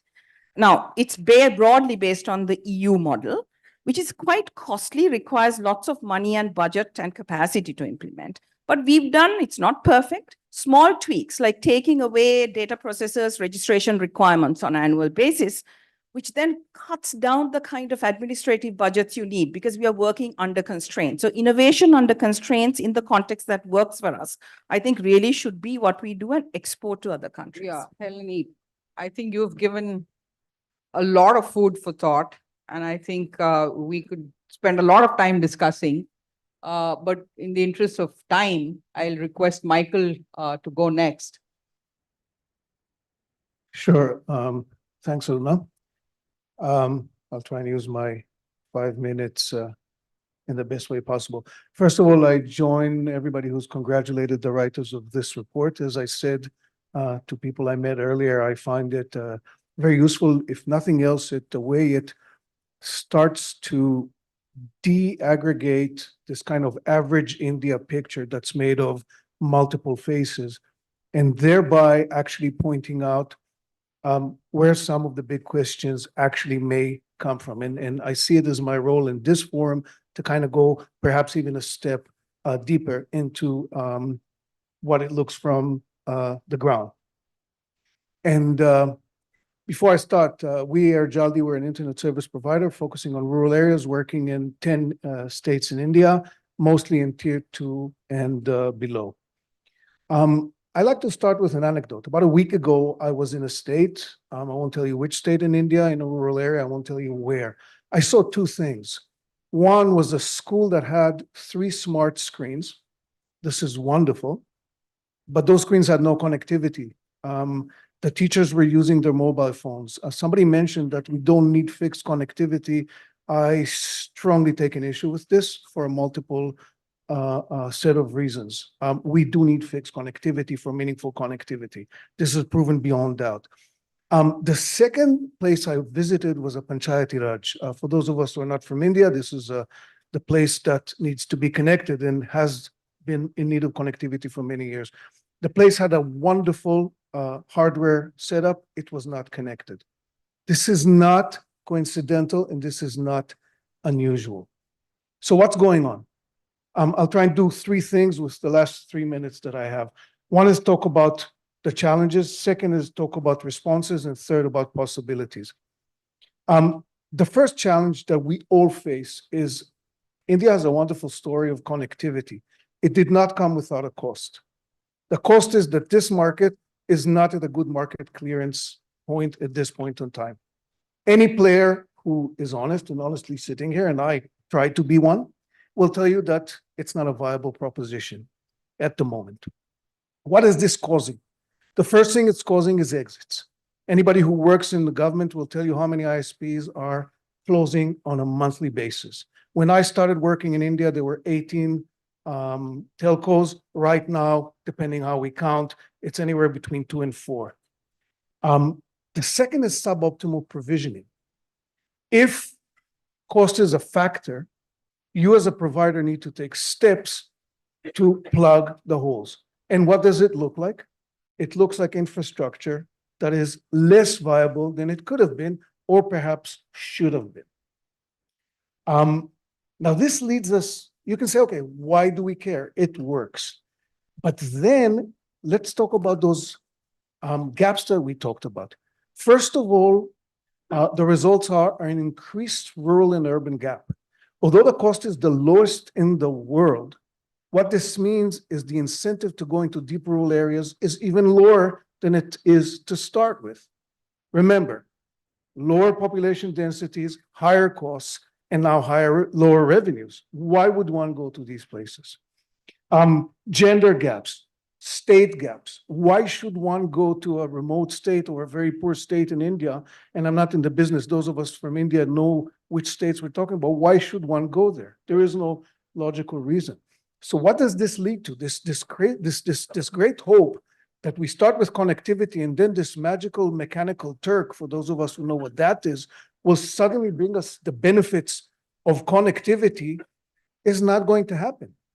It's just not going to happen. Because those who need to make the push from the connectivity to the harnessing, as the report says, are not there. Neither are the incentives.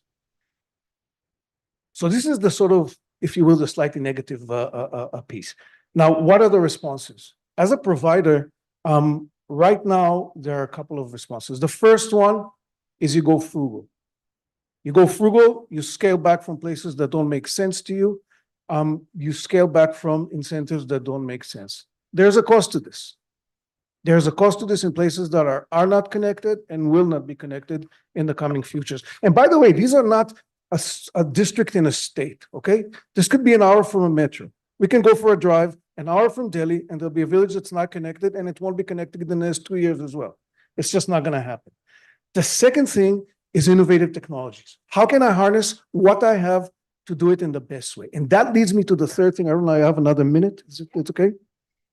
And here are some things that can actually improve the situation rather than, I hate to moan without suggesting alternatives. It's the easiest one, to poke holes. The first thing is, let's comply with existing policies that exist in this state. There are, at the bottom level and at the top level of the operations that we're in, various issues that need to be fixed and can be fixed. Those of us who are in policy, I leave it at that. We know what we're talking about. Second thing, cancel unnecessary burdens. Every telco and internet service provider in India is shackled on top of all taxes with an 8% tax called AGR. This money is supposed to go to rural connectivity. In reality, what it does is it cross-subsidizes, and if I dare so, perhaps it could be done in a slightly better manner. There's been talk about it for many, many years, and hope springs eternal. The third thing is financial innovation, technical innovation.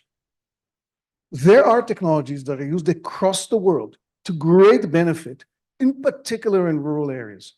There are white papers in India that have been written in 2014, and they are as relevant as they were in 2014 and 2024.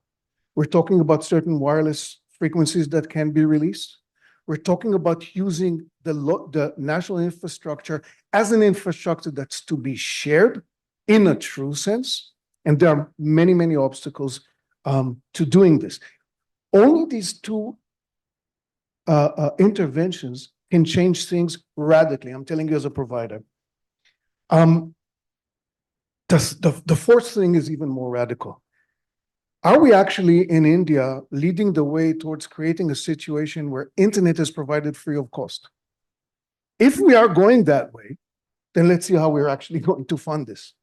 Because right now, the point of pride that says India is the cheapest in the world is a very expensive proposition. And I'd like to end with this. Thanks, Arna.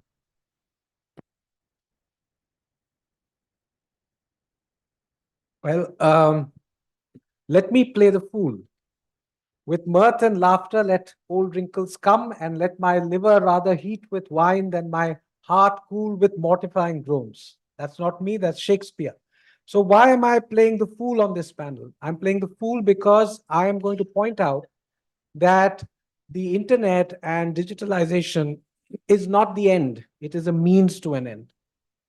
For the government, it is a means to ensure that health, employment, education, e-governance reaches the common person, right? And therefore, our goals for universal service or universal access have to be couched in that larger framework, right? So why does government need to intervene in order to ensure connectivity? There are three broad reasons. One is that it is a basic need. It's a kind of a consumption norm in a country. Somewhat similar to, roti kapda makan, Second is that it actually is a system requirement because it creates a lot of positive spillovers on the economy.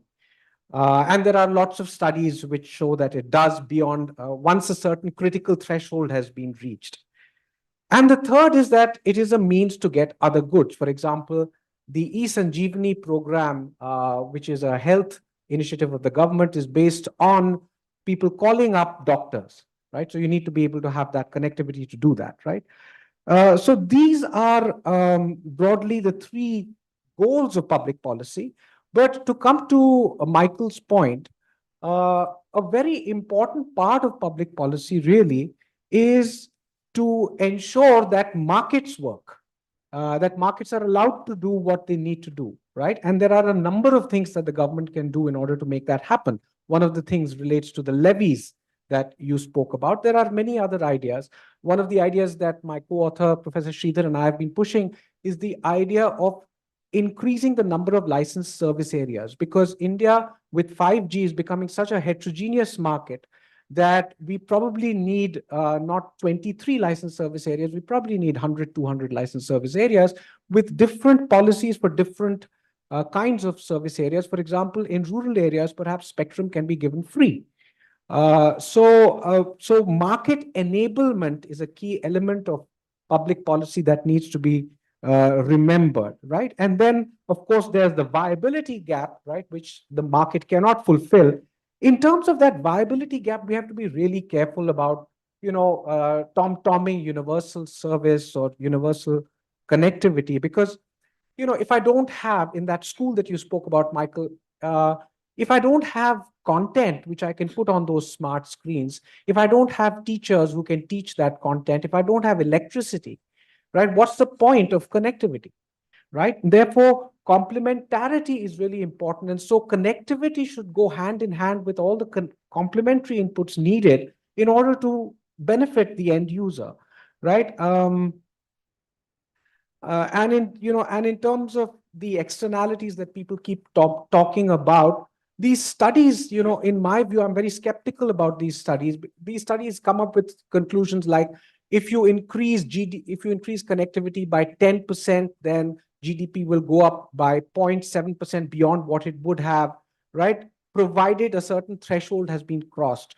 But the unit of analysis of these studies is usually the state, the province, or a country, right? But it doesn't necessarily prove that if you had 10% more connectivity in the poorest district of that state, you would have that district having 0.7% additional GDP growth. So I'm a bit skeptical about that. And that 50% that Helani, you spoke about, the means which really needs to be connected, partly that gap is a demand side gap, which is based on the fact that the complementary inputs are not available, right? And so, and then we also need to think about the difference between universal access and universal connectivity, right? It's not necessary that universal service should reach every individual. Universal access, sometimes through a public common service center, may be good enough.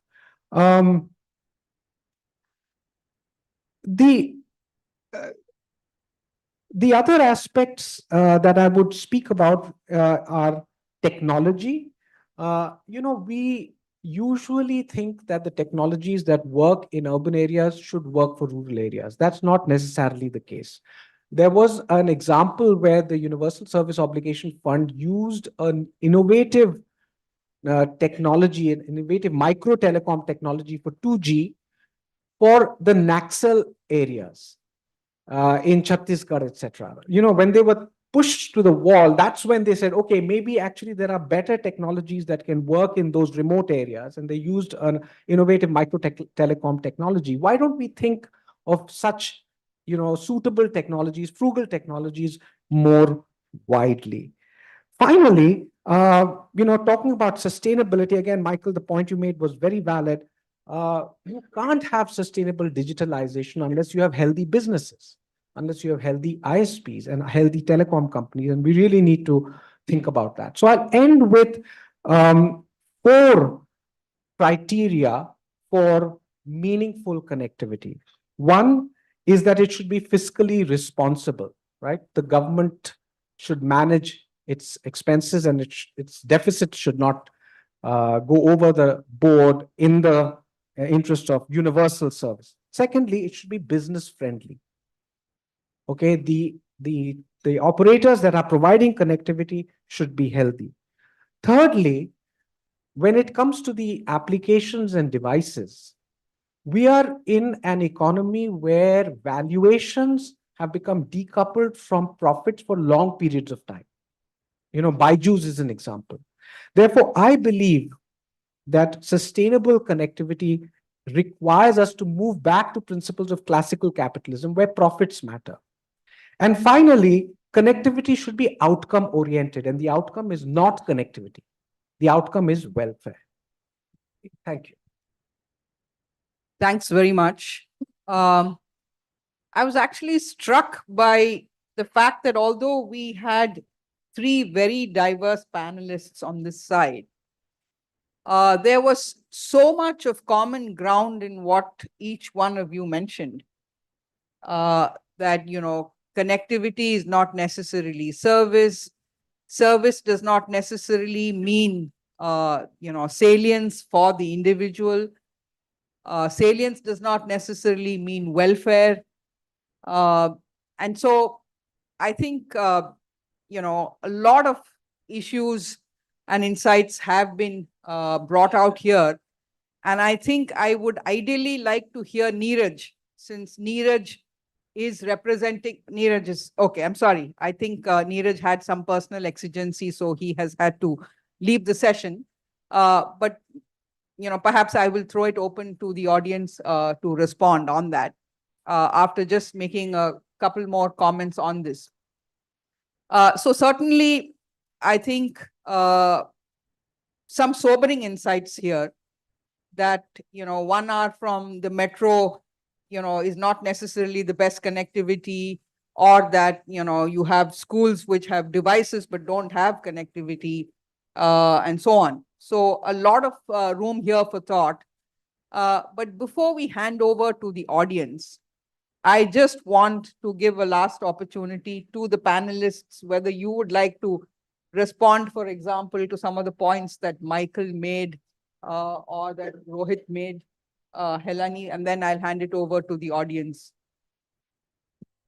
2 responses, which is I agree with both. I think the point of digitization is to put money in the pockets and hope in the hearts of people. So that's should be our focus.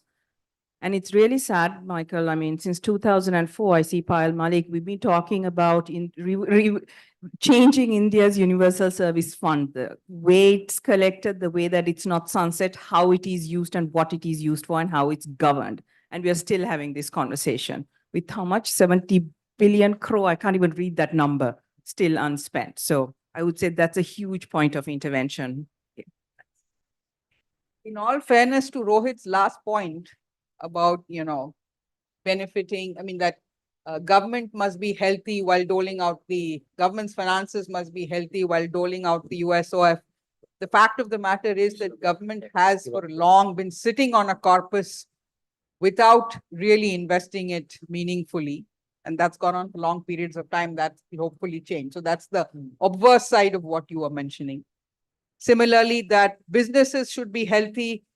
I think some would say we have a situation where some businesses are very healthy, but not necessarily the people at the bottom of the pyramid who are trying to serve, underserved populations like you are trying, Michael. So clearly a nuanced picture emerging. But with that, let me sort of end my remarks here and throw it open to the audience. Just one note of housekeeping that we have to close this session by 12:15. We have 15 minutes, which I think should be adequate for a good discussion. I see a gentleman there raising his hand. Please go ahead.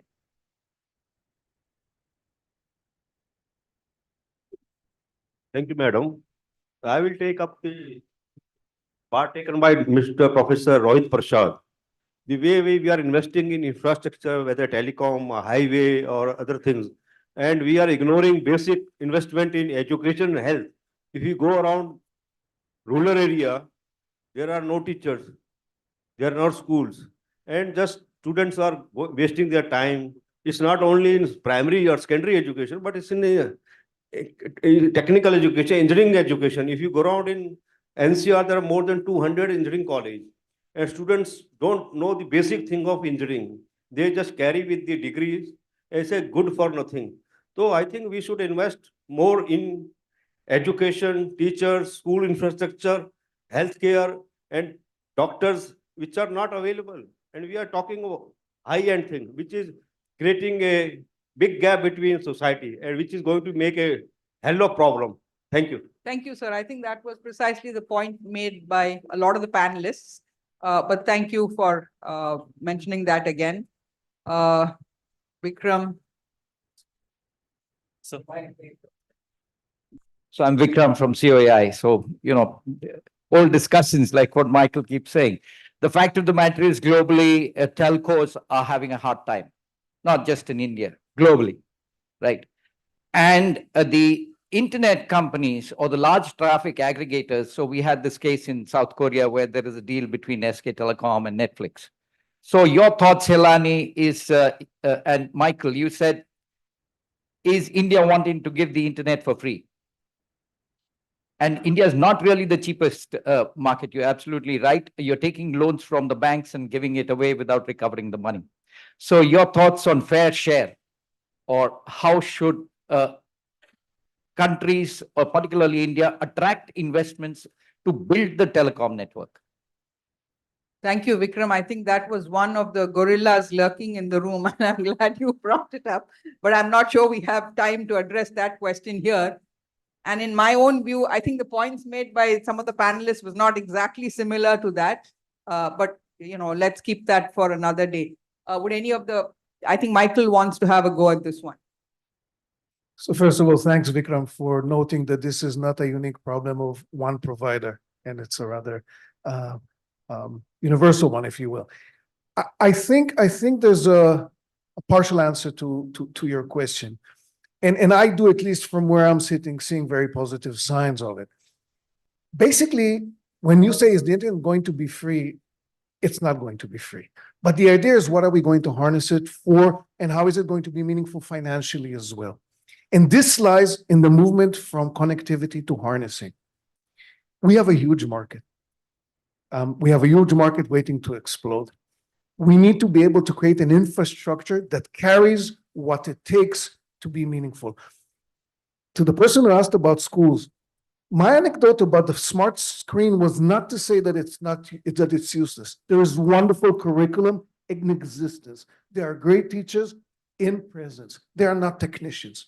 If we as telcos and ISPs just connect the needs with the infrastructure and the profitability that lies within it, this is how we're going to go forward. But for this to happen, we need to have a bit of oxygen and some breathing room to actually develop those things. I hope it answers. Thank you, Mike. I see a hand here on the right. Gentlemen, please.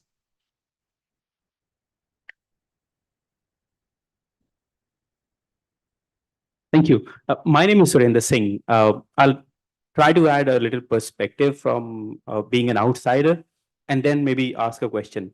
I mean, it's great to talk about all these solutions, but I'm going to add the perspective of someone from a political economic perspective. I work with IPAC. My question would be that at the end of the day, I mean, all of these solutions needs to be delivered by the political economy that all of us we agree on, and we have the pile of money sitting in all of those things. My question is, it seems to me that in this country, we or the people who are making those decisions are somehow afraid that if they and how they spend this money is going to snowball into their own background. Simply means that if they spend money in a specific way, maybe the opposition parties or somebody else will come in and they'll probably lose elections. So they are afraid of those things. How would you comment on that? Or is this some just made up story that, you know what, if I do it in this way, I don't want to lose a re-election, and that's why I'm not going to do it until I figure it out? Is there anybody in the panel who would volunteer to respond to this, or anybody? I always volunteer. Yeah. Sorry for hugging the mic. Are you suggesting that some people are holding back certain developments for fear that it might have a negative impact, or? Electorally. Honestly, I don't think it's the case. I think what happens is the actual opposite. The political parties throw money at digital connectivity because they believe it's magic. What it could be, what they could benefit from is being more directive with it and being more meaningful with it. And the problem with it lies, and again, this is not unique to India. To cut a ribbon or to unveil a plaque is a much more immediate and satisfactory act than to fund OPEX day after day, month after month, year after year. And it's much harder to budget also. Yeah.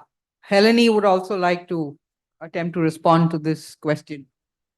I think both are true, what Michael is saying and what you're saying. I think entrenched interest, of course, is one thing. The electoral cycles are important.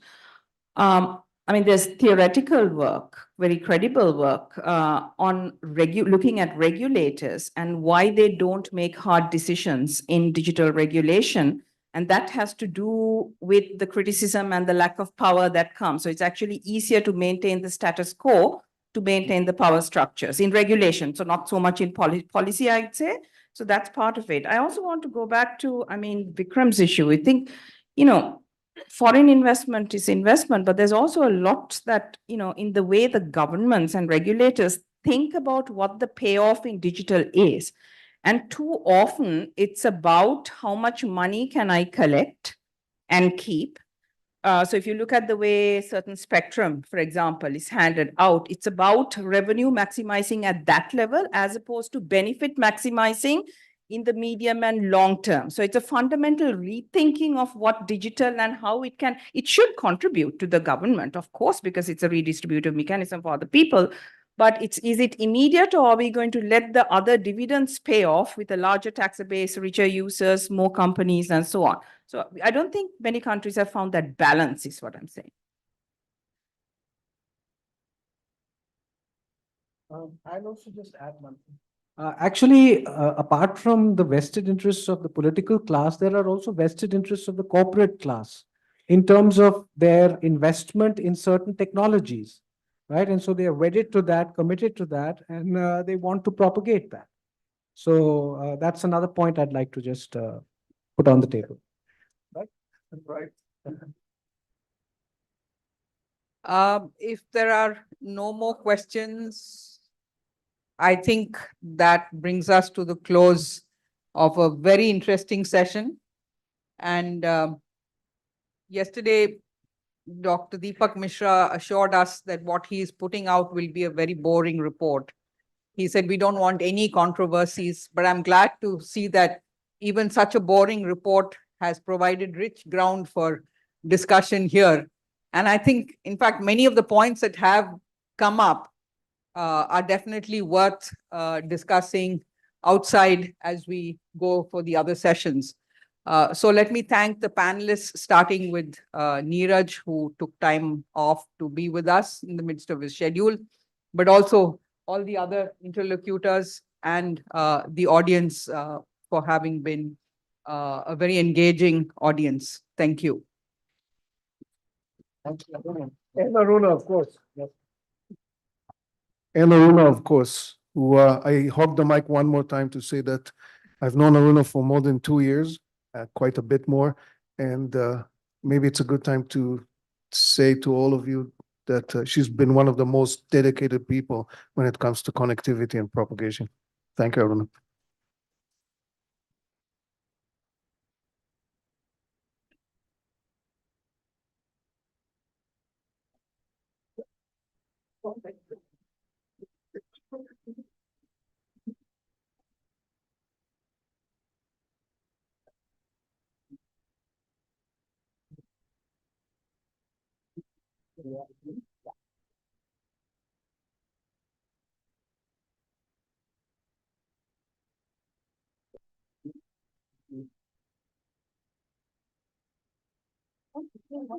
We're going to get into the next session straight away. A very lovely segue actually from connectivity to harness, also following from our chip framework, where we started off with connect and now to harnessing. And for some of you who are looking at the title of the session, it's on Decade for Businesses, Individuals and Governments.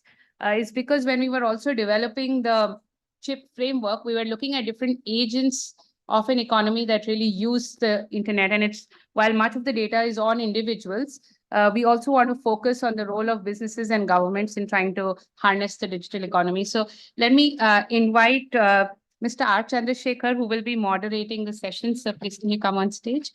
Mr. S. Krishnan, Secretary, Ministry of Electronics and Information Technology. Mr. Rajesh Bansal, who's the CEO of Reserve Bank's Innovation Hub. Mr. Sanjeev Bikhchandani, co-founder InfoEdge and also Board of Governors for ICRIER, and Sangeeta from NASSCOM.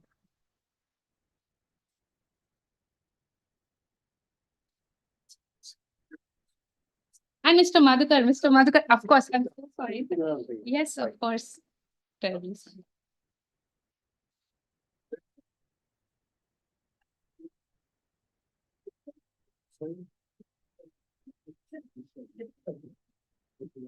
So just one. So this is yours. I took the cue from where he was. Okay, that's the thing with his black there in the middle.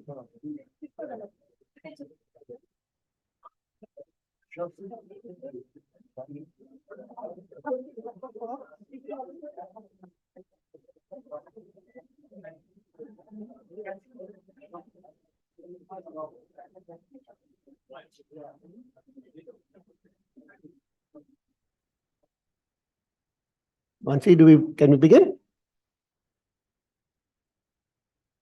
Okay. Well, good afternoon again. And a very warm welcome once again to all of you and to all the distinguished panelists here. I know we are the last thing that stands between you and lunch, but I think we are in for a very interesting session. So please do fasten your seatbelts. This discussion, I think, takes off very nicely from the previous panel, where I think it was very well brought out that connectivity is a means to an end. And even when you look at the supply side, there's a need to look at the demand side. And there the question was of salience, what it means. And this session is about precisely that. And this is, again, about what India's decade for businesses, for individuals, and for governments is going to be like. And the fact is, I think that this decade has been in the works for quite some time now. It's been building up for quite a while. And there are many things which have actually come together from an India perspective, which have made India's decade not just possible, but highly probable. For one thing, the new technologies that we are seeing are unique in many ways. They're exceptionally powerful. They are infinitely scalable. They enable personalization at scale. They're highly affordable. They're easy to use and implement. So the technologies I'm talking about are technologies like, artificial intelligence, machine learning, deep learning, cloud, big data, augmented reality, virtual reality, wearables, connected devices, mobiles, which are getting smarter and smarter, seem to be getting smarter than us anyway. Social media, which is reshaping everybody's world. And one of the most exciting things is about natural language processing and speech to speech. In a diverse multilingual country like India, that's a particularly important thing. So all of these kind of technologies, with robots and drones and so on. And today, looking forward, the metaverse, which is blurring the distinction between the virtual and the real world, and quantum computing, which is threatening to, overturn even the most powerful technologies that preceded it. So all of these, I think, are extraordinarily powerful in terms of their power, potential, and the impact that they're already having. Now, I would argue that there is a fortuitous confluence of many factors which are driving and accelerating India's digital trajectory. Some by design and some by sheer serendipity. The unique characteristics of these technologies is one such.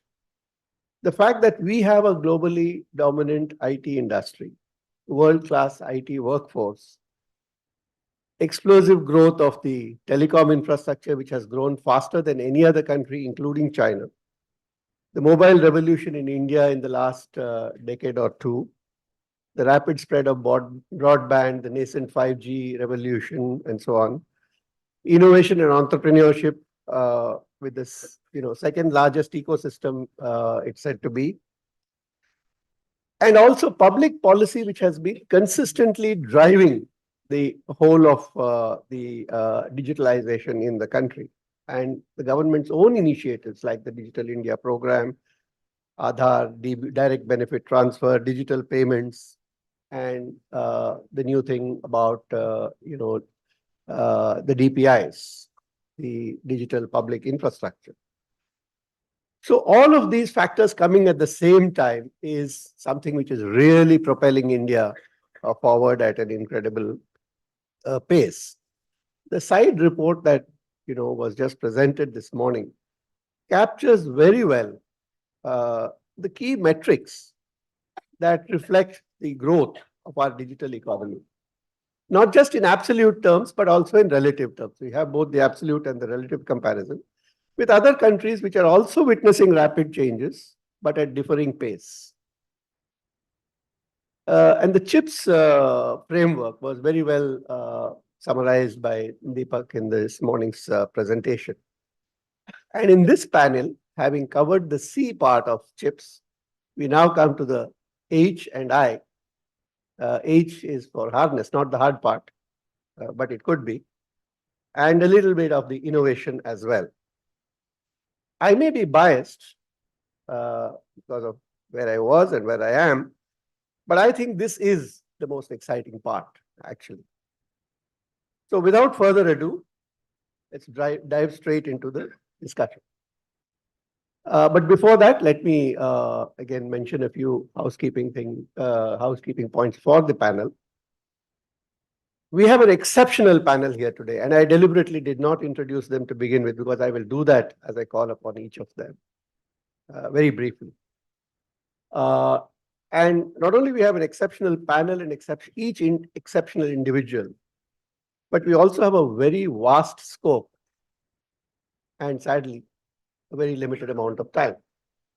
So in the interest of ensuring that we have a more focused conversation, what I'm going to do is to actually pose a question to each of the panelists. It's a question which is actually based on their area of maximum contribution. They've all contributed in so many different ways. Even that was a challenge. And then, come to, in about 4 minutes, I would request them to respond. And after each speaker has made that 4-minute response, I request the others to comment on that response before moving on to the next speaker, so that we have a kind of guided conversation, but within this period of time. And I'm also going to call upon them in a certain sequence, which also has a certain logic, just like the different panels here. So I'm going to start with Sangeeta Gupta, who's the Senior Vice President and the Chief Strategy Officer of NASSCOM. And Sangeeta, you've been with NASSCOM right from the time it was born till today. From when the IT industry was at its larval stage to today when it is a multi-hued butterfly. Not just one butterfly, but maybe several butterflies flying in several different directions. If anyone in the country has seen the industry's growth up front, up close over its entire history, I would say it's Sangeeta Gupta today. So with that, Sangeeta, our capabilities in the IT BPM sector are well known, right? Many of these companies have also helped in the rapid digitalization of India. But the perception still is that the Indian IT giants are still focused on global markets and not so much on the Indian market, leaving the field open to foreign players. Is this changing, is one question. And how do we balance our present need for global technologies and global giants to digitalize rapidly with our aspirations to become creators of global technology, platforms, products, and so on in the near future? So your thoughts would be, I think, most welcome. Thank you so much, RC, and good afternoon, everybody. I think first to the point you said, RC, that if you think about the technology ecosystem in India, it's really no more about one technology ecosystem. We've got a world-class technology services ecosystem. We've got a very vibrant startup ecosystem. We've got the whole digital public infrastructure ecosystem. We've got the consumer internet ecosystem. So clearly, when you think about technology in India, it's not just about any one sector, and the one sector I grew up in, which was more the technology services sector. I think the second point is that, it's been a very global sector. So even today, when we look at the industry revenues, we are at about 245 billion and 70% is export revenues.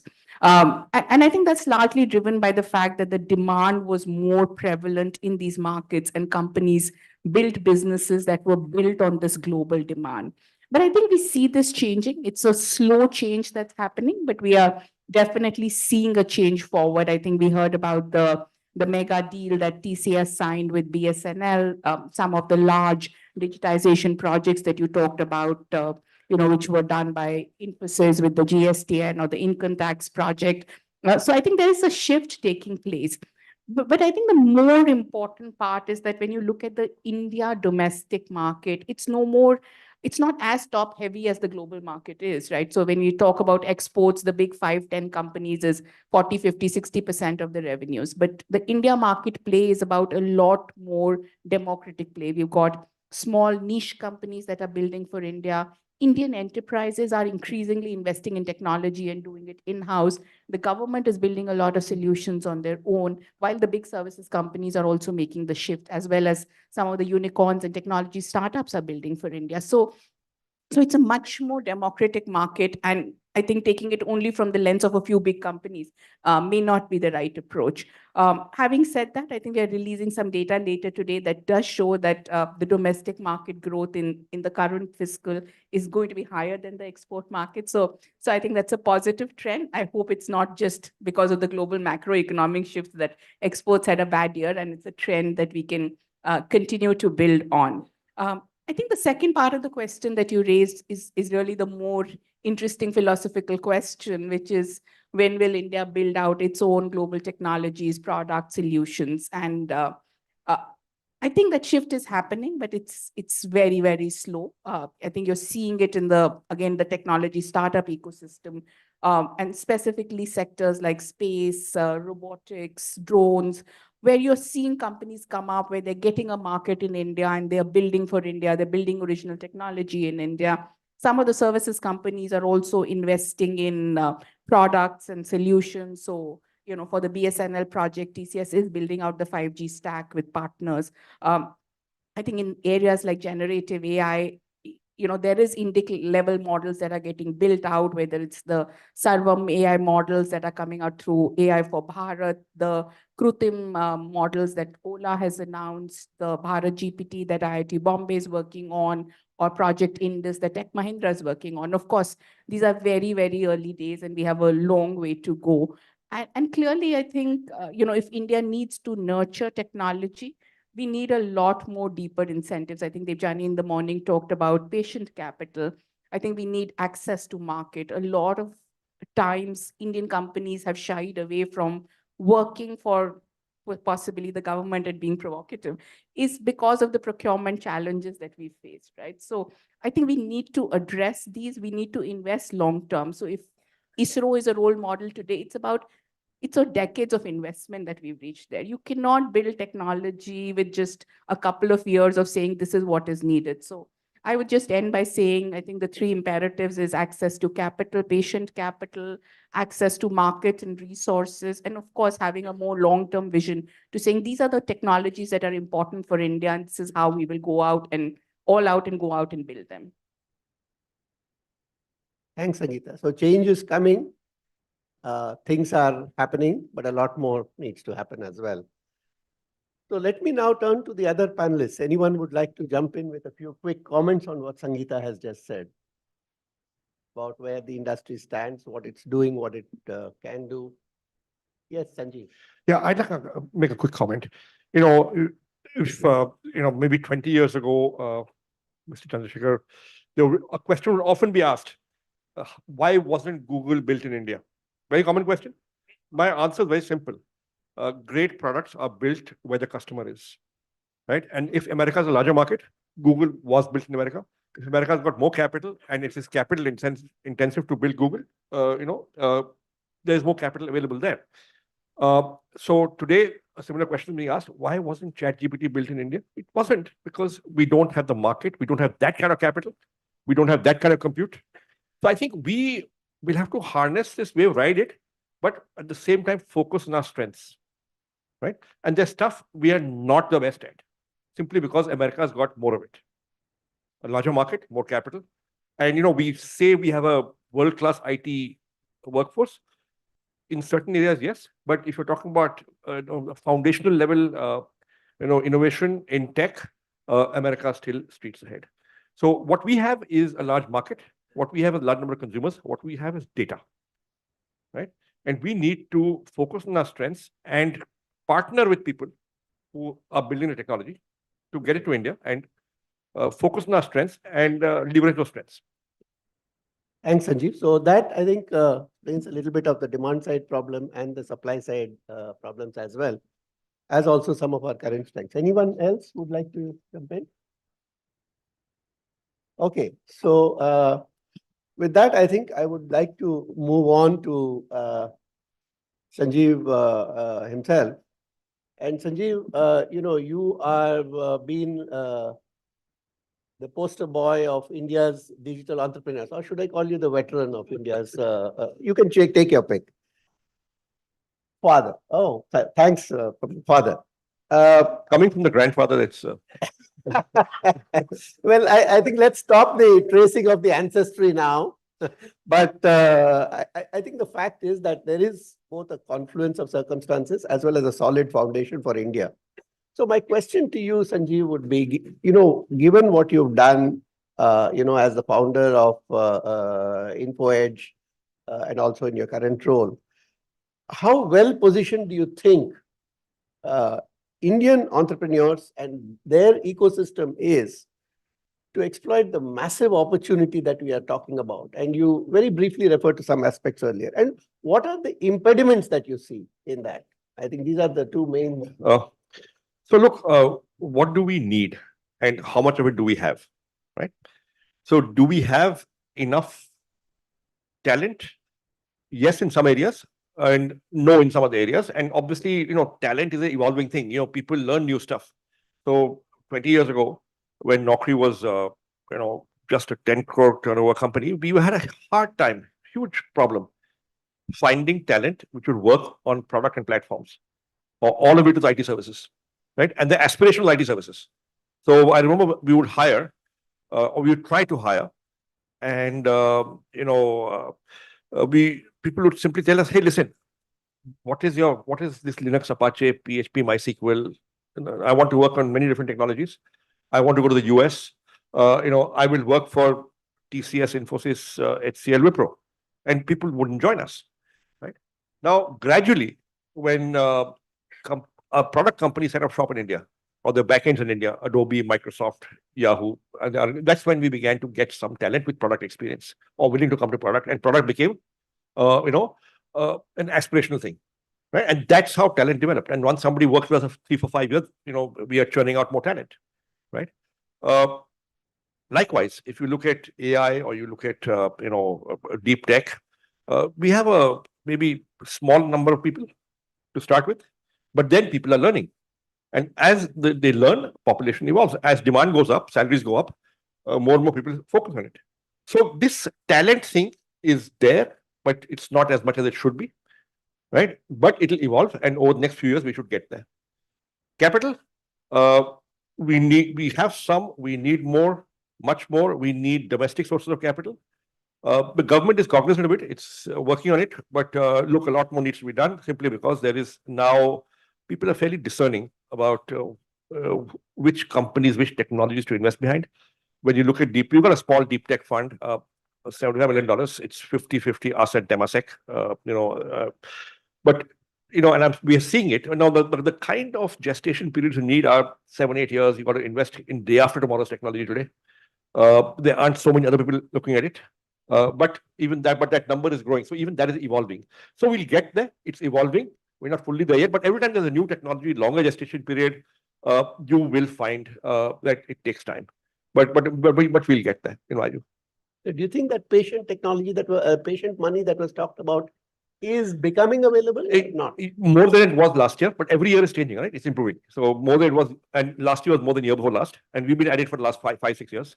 So I'm seeing it change. So in the beginning, the person heading, the partner in the deep tech fund would come and say, I'm afraid of going into this company because I don't know who else will come in after us, and we are the only people here, and we only have so much money, and this thing needs so much money, right?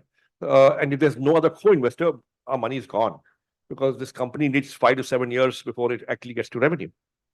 All right. And today it is, hey, I need more money because I can't sit at the table because there's so many other guys competing with me.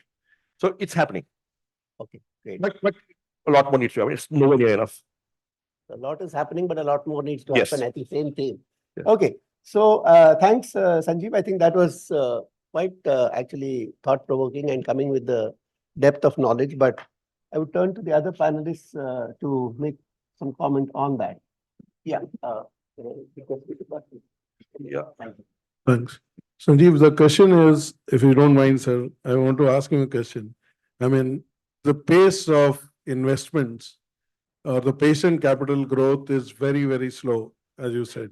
But the fact that there is so much opportunity out there for Indian companies to build for 1.5 billion consumers, and what is it that with the tipping point? I would want to know your view.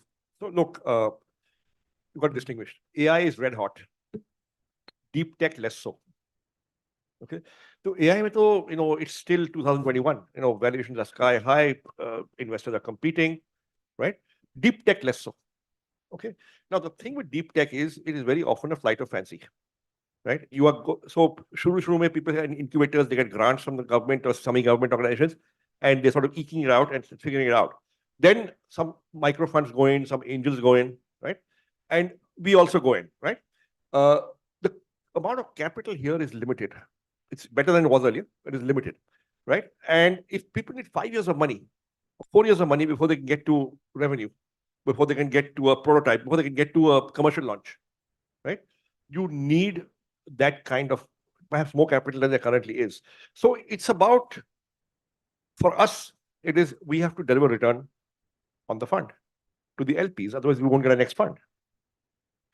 Which basically means we prioritize, and you go behind that technology, that company, which you think can deliver a return to you during the life of the fund, which means that अगले 2 साल में 3 साल में कुछ हो जाना चाहिए, right? अगर 7 साल लगेंगे, may not be right now. And once you have some success, you will get more money coming in. So, it's a $75 million fund right now. Can I get a $150 million second fund? But to do that, I have to show some success here. So some stuff we will not fund because it's too far out. Maybe we will fund some of it, but not too much of it, just to have a portfolio. And some stuff we will fund because it looks like something can be done in 2, 3, 4 years. So what you're saying is you need to prove yourself a little bit to make yourself attractive for us to get more money. Funding, Yeah. Patient Yeah, funding. yeah. Okay. Any other comments from any of the panelists? But your really patient capital will first come from the government, and from government supported laboratories, funds, grant giving bodies, universities, laboratories, really patient capital, because there the accountability to markets is a little lower in terms of return on capital. Do you see the academic institutions also jumping in at this point? Well, IT Madras is doing a stellar job. It's a I think there are others also, but there are others, but yeah. yeah. Well, I'll single out IT Madras because we've done a few companies from there. And I think there are a lot of other institutions like IIT Bombay. Yes, IIT Bombay, IIT Delhi. And but जो deep tech में जो हुआ है in IIT Madras, I'm told is perhaps standout performance. Yeah, and I should declare that I am a product of IIT Bombay, so that's okay. Very good, sir. IIT Bombay, very good, sir. So let's not have an inter-IIT competition. I'm not from IIT, sir. But anyway, thank you for that. So moving on, and I notice a pattern here. The next speaker is asking the question always, but maybe it's a coincidence. But let me turn to Mr. Rajesh Bansal. You are the CEO of the RBI Innovation Hub, and two of India's strongest suits in the whole digital revolution happening within the country are on identity and fintech and the payments ecosystem. And it's clear that, while we have been sort of ingesting and importing technologies, we've been doing a pretty good job of applying them within the country. But what's also been seen is that you can't just apply them the way it was done in other countries. You need to do a lot of innovation as well to tailor it to the Indian context and to the Indian conditions. So clearly, innovation is critical in tailoring these. And the telecom sector did a fantastic job, for example, of bringing in things like, calling party pays and so on to spread the revolution. So do you see, from where you sit, the requisite breadth, depth, and sophistication of the innovation ecosystem within the country? Or are there any areas where you see gaps? And I'm asking you not just about fintech and all that. I'm asking you at a more broad level. What are your thoughts? And what can we do to bridge any of those gaps that you see in that? Thank you, sir. So I'll as I discussed with sir, that it will not focus only on identity and payments, which has been mostly my area. But sir, you said the context was saying we in India are very smart at using a technology innovation globally and using it smartly. Whether it's simple thing like Aadhaar. I mean, the biometric technology always existed, but we knew how to use it for India. But is that enough? We have done that for Chandrayaan. We have done it for a number of things. We moved off the Global Innovation Index from 81 to 40. In terms of fintechs, we have unicorns. 2020, 21, every day there was a new unicorn. But the fact remains, and that's what I was asking Sanjeev, as well as we talk about sophistication, breadth, and length of innovation, fundamental innovation, the two speakers before me have already elaborated that what is lacking to have, I'm using the term, I think it's a brand name, a Bharat OS.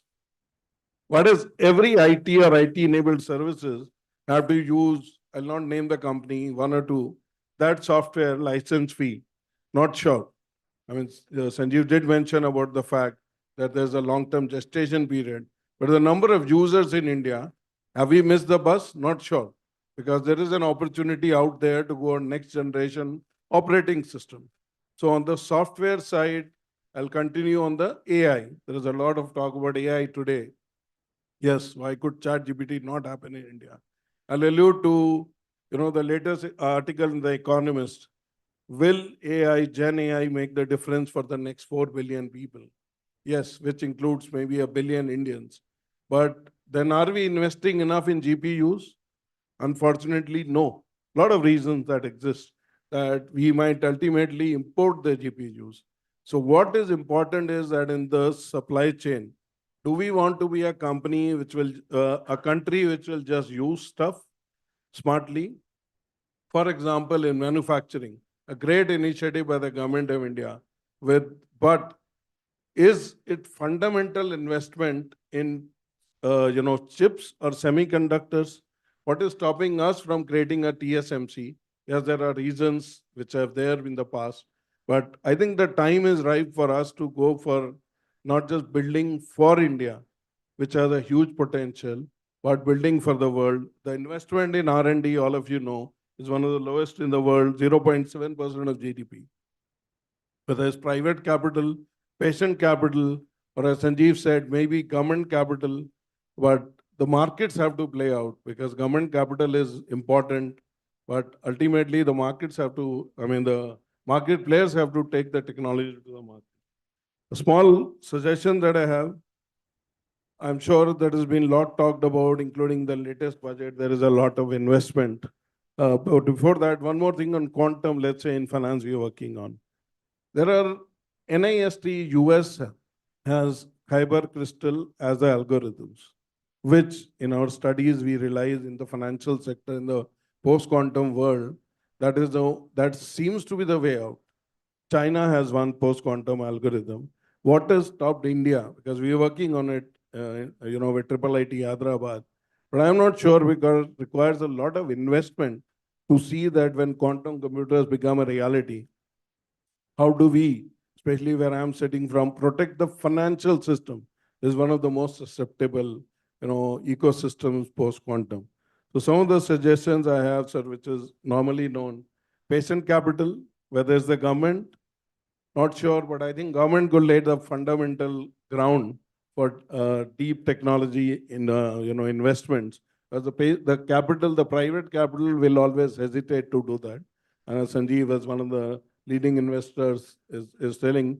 But Sanjeev, I'll talk to you over lunch, but the returns potentially might be much more over 10 years for a fundamental investment. Yes, the risks are higher, but so be it. So look at where Indian market needs fundamental things like whether it's chips, there's a lot of discussion. There is a provision should be made of adequate infrastructure. The government has taken some initiatives for setting up centers of excellence on AI, let's say. We are discussing about AI in finance, but specific sectoral use cases. And we have enough talent in the country to actually bring out new innovative products. Well, whether it is for AI, for, let's say, pharmaceutical, or for manufacturing, or for financial sector. I will just stop here. Thank you. I think you brought out a very important point, that the lack of investment in R&D. And in a sense, I was also hinting at that when I asked Sanjeev about whether the academic institutions are also jumping into it. But Sangeeta, would you like to comment on that, is there enough investment in R&D being made by the IT sector that you are seeing? Actually, I don't think so. You see, the thing about services companies is that they never felt the market need. The market didn't nudge them into building products because this was such a great thing, right? And therefore, the product industry, the platform industry in India came from outside the IT services company, came from startups that are funded by venture capitalists, right? But the truth is, the IT services companies, given the amount of cash they were sitting on, could have been the venture capitalists or could have been the inventors and innovators, but they did not. But look, it's okay. Everybody does not have to do everything. As long as somebody's doing it, it's okay, right?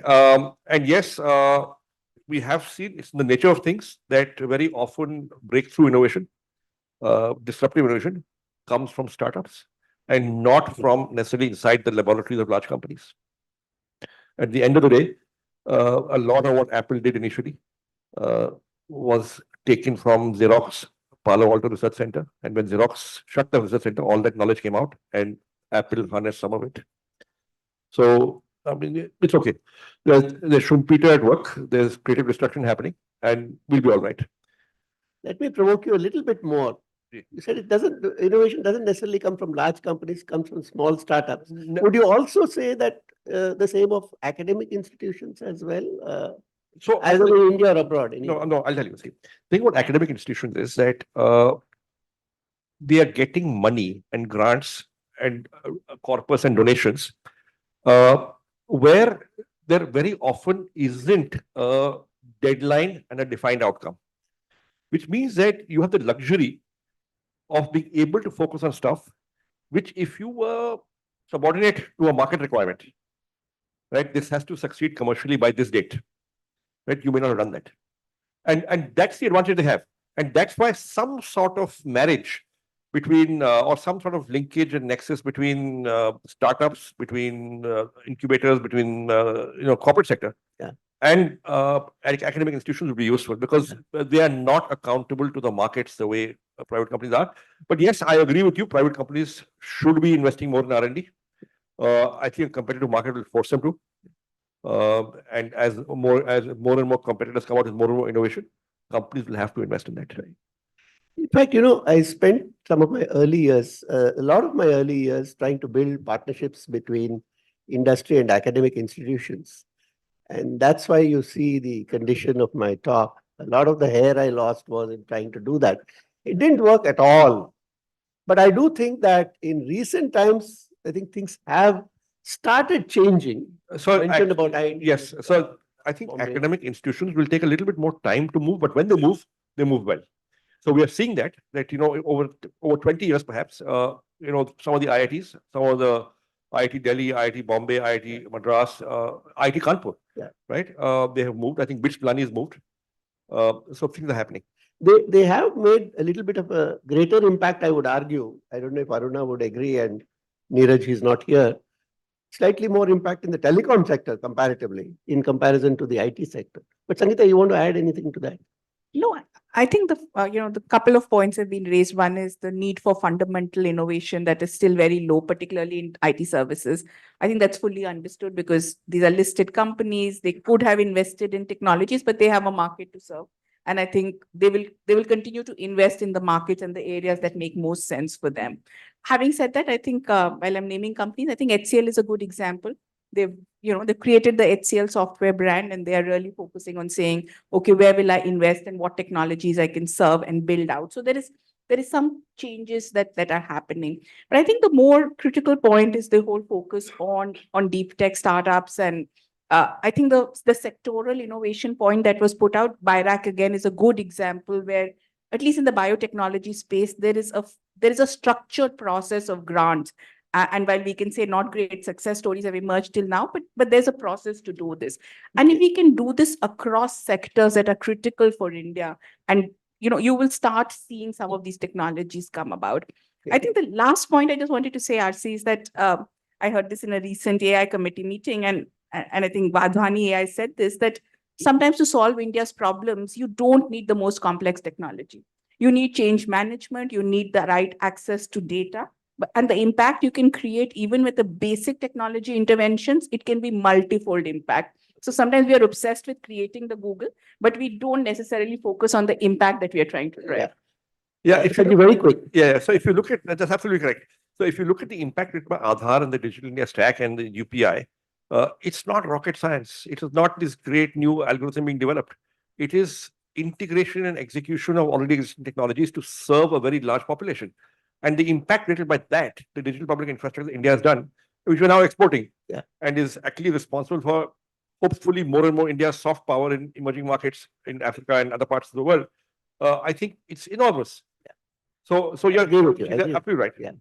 And I agree with you. I'm doing that within the tight bounds of governmental process is another part. But let's move on. And I'd like to now turn to Madhukar, who is the CEO of Co-Develop. And, co-develop has a strong focus on digital public infrastructure across the world, not just in India. Now, India has been at the forefront in creating DPIs. Aadhaar is often cited as one. Depends on how you define a DPI, but UPI was clearly another. But based on the global perspective that you have in co-develop, how critical do you think DPIs are for India's digital future? And to push that envelope a little further, what are the patterns in successful DPIs that you see globally in terms of funding, ownership? We talk a lot about the technology, but what about funding, ownership, management, control, and regulation of the DPIs? The technology choices they make, the standards that they set, and the influence it has on the market. Do they function, that is DPIs, do they function best as natural or conferred monopolies? And is government sponsorship or government support a key factor? So what are your thoughts on that? Thank you for that question. I wanted to pick up this discussion about frontier cutting edge innovation on the one hand, and focusing on the utility of that in our context, right? I think that's a bit of a trade-off. And where there's a lot of wealth in countries, financial wealth, not just talent,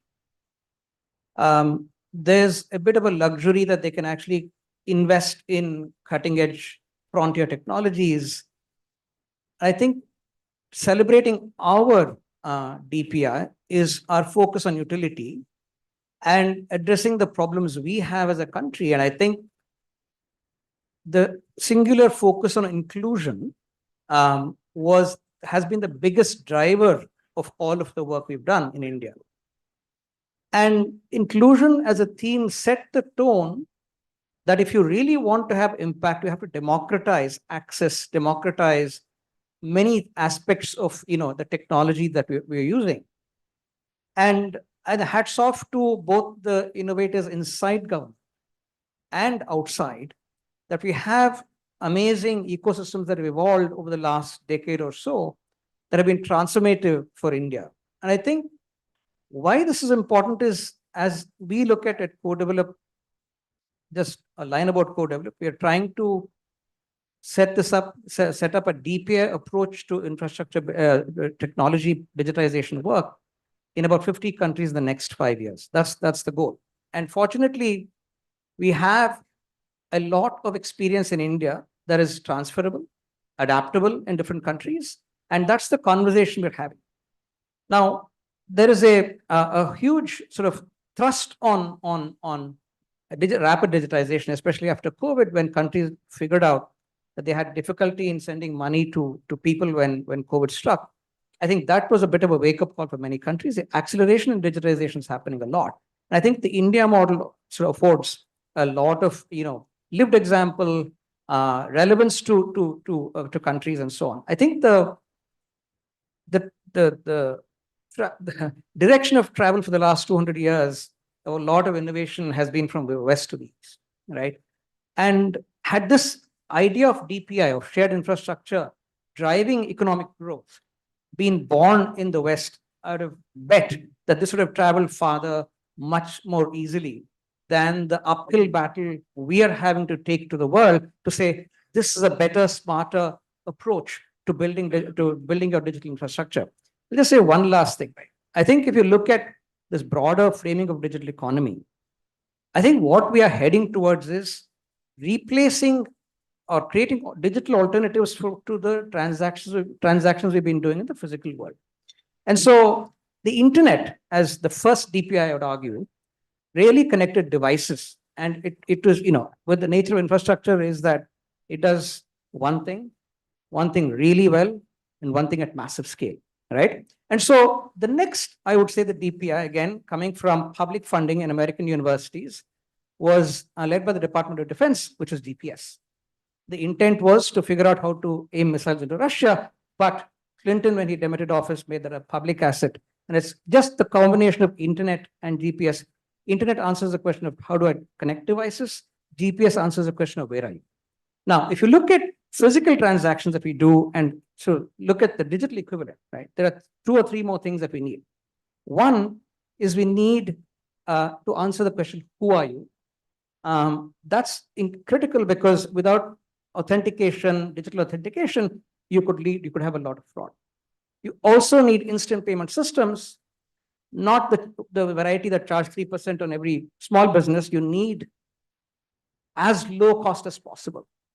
Instant payment settlements. And I think UPI is a fantastic example. Brazil has done PIX, and there's a lot to learn from these examples. And I think the other layer that we think we need to have is verifiable credentials, because if I'm an Uber driver, if I want to switch to Ola, I will lose all of my 4-star ratings that I have on Uber. And so can I carry my credentials with me? So I think the thrust of innovation in India, which is so relevant for the rest of the world, is how do you empower the individual, use all the assets you have to the best, and advancing the goals that you have as a country. I think India stands out as an example. There's a lot more you ask, but it's very difficult to cover all of those questions. But I hope this is a useful start. Thank you for having done such a brilliant job of encapsulating all this in your 4 minutes. What you're saying is that even as the center of gravity of the global economy moves from the west to the east, the movement of examples of success in the east are not moving to the west so easily. There's a lot of friction there, which is interesting if you think about it. But let me turn to the other panelists. If you have any comments on what Madhukar has said and what impact the DPIs are having and are likely to have on the Indian economy.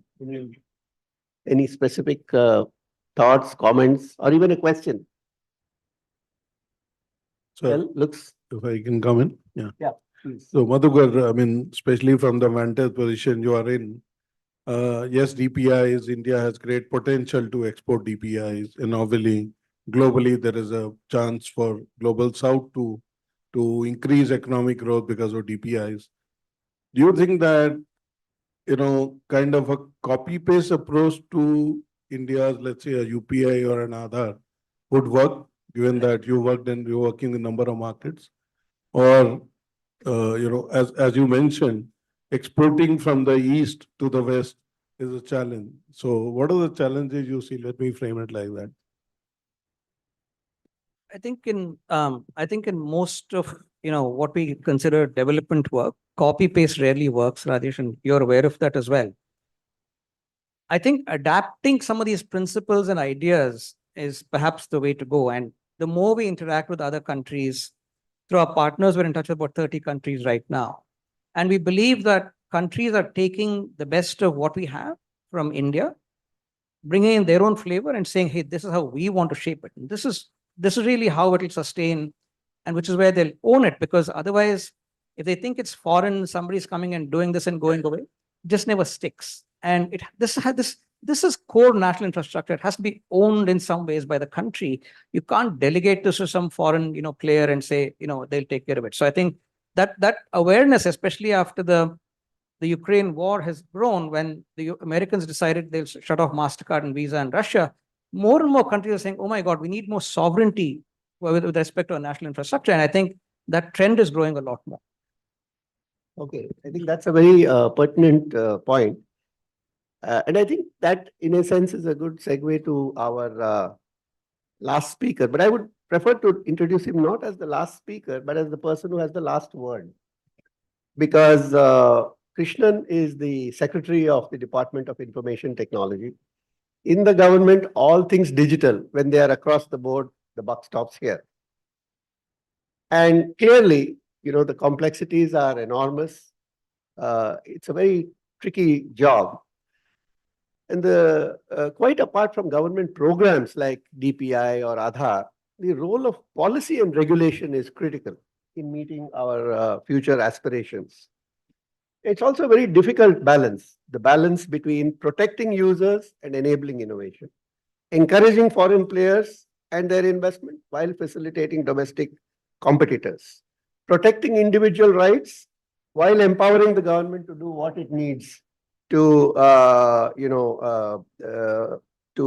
protect the individual and for national security. Another thing is that the balance in India may be different from the kind of balance that we see in the US or in EU or UK or China. So what are our priorities, and in what way do you think that they are different from those of other countries and regions? And of course, if you want to add anything about the programs that government has, you're welcome. So in the 4 minutes, maybe you can, if need be, take a little more, maybe 5, but share your thoughts as well. Thank you. Thank you, sir, for giving me literally the last word. Usually you end up having to deliver a keynote and, speak without listening to what the others have to say. So in that sense, it's been a good occasion to sit down and absorb what the other panelists and the interesting points that they made. I think coming specifically to the question that you have raised, I think this whole gamut of regulation has really moved in the information technology and this digital space. If you look at the way the IT Act of 2000 was designed in terms of largely a hands-off kind of legislative framework, or the way that the IT and IT services industry developed in this country, again, with largely a hands-off framework in terms of, government didn't get into it much, and therefore the private sector really took off with it, and a lot of good things happened. But I think we have now come the full circle, and in the context particularly of the AI regulation, suddenly everybody is coming around and saying that, we made a mistake the first time around, that we did not regulate the internet as much as we should have. And the kind of freedoms, or the way that, say, the IT Act today has an undifferentiated approach towards all internet intermediaries, and the risks that involves in itself is a completely different thing. Probably at that time it was envisaged that internet intermediaries would be just these utilities, or just these, the plumbing work of the entire system of information flowing, and that you would have so many varieties of them, so many different kinds of platforms, that what they carry and what would happen would be very different, was probably not envisaged. So when we are thinking through what should be the structure in the Digital India Act, and how do you adapt to new technology, you're looking at a whole different set of issues.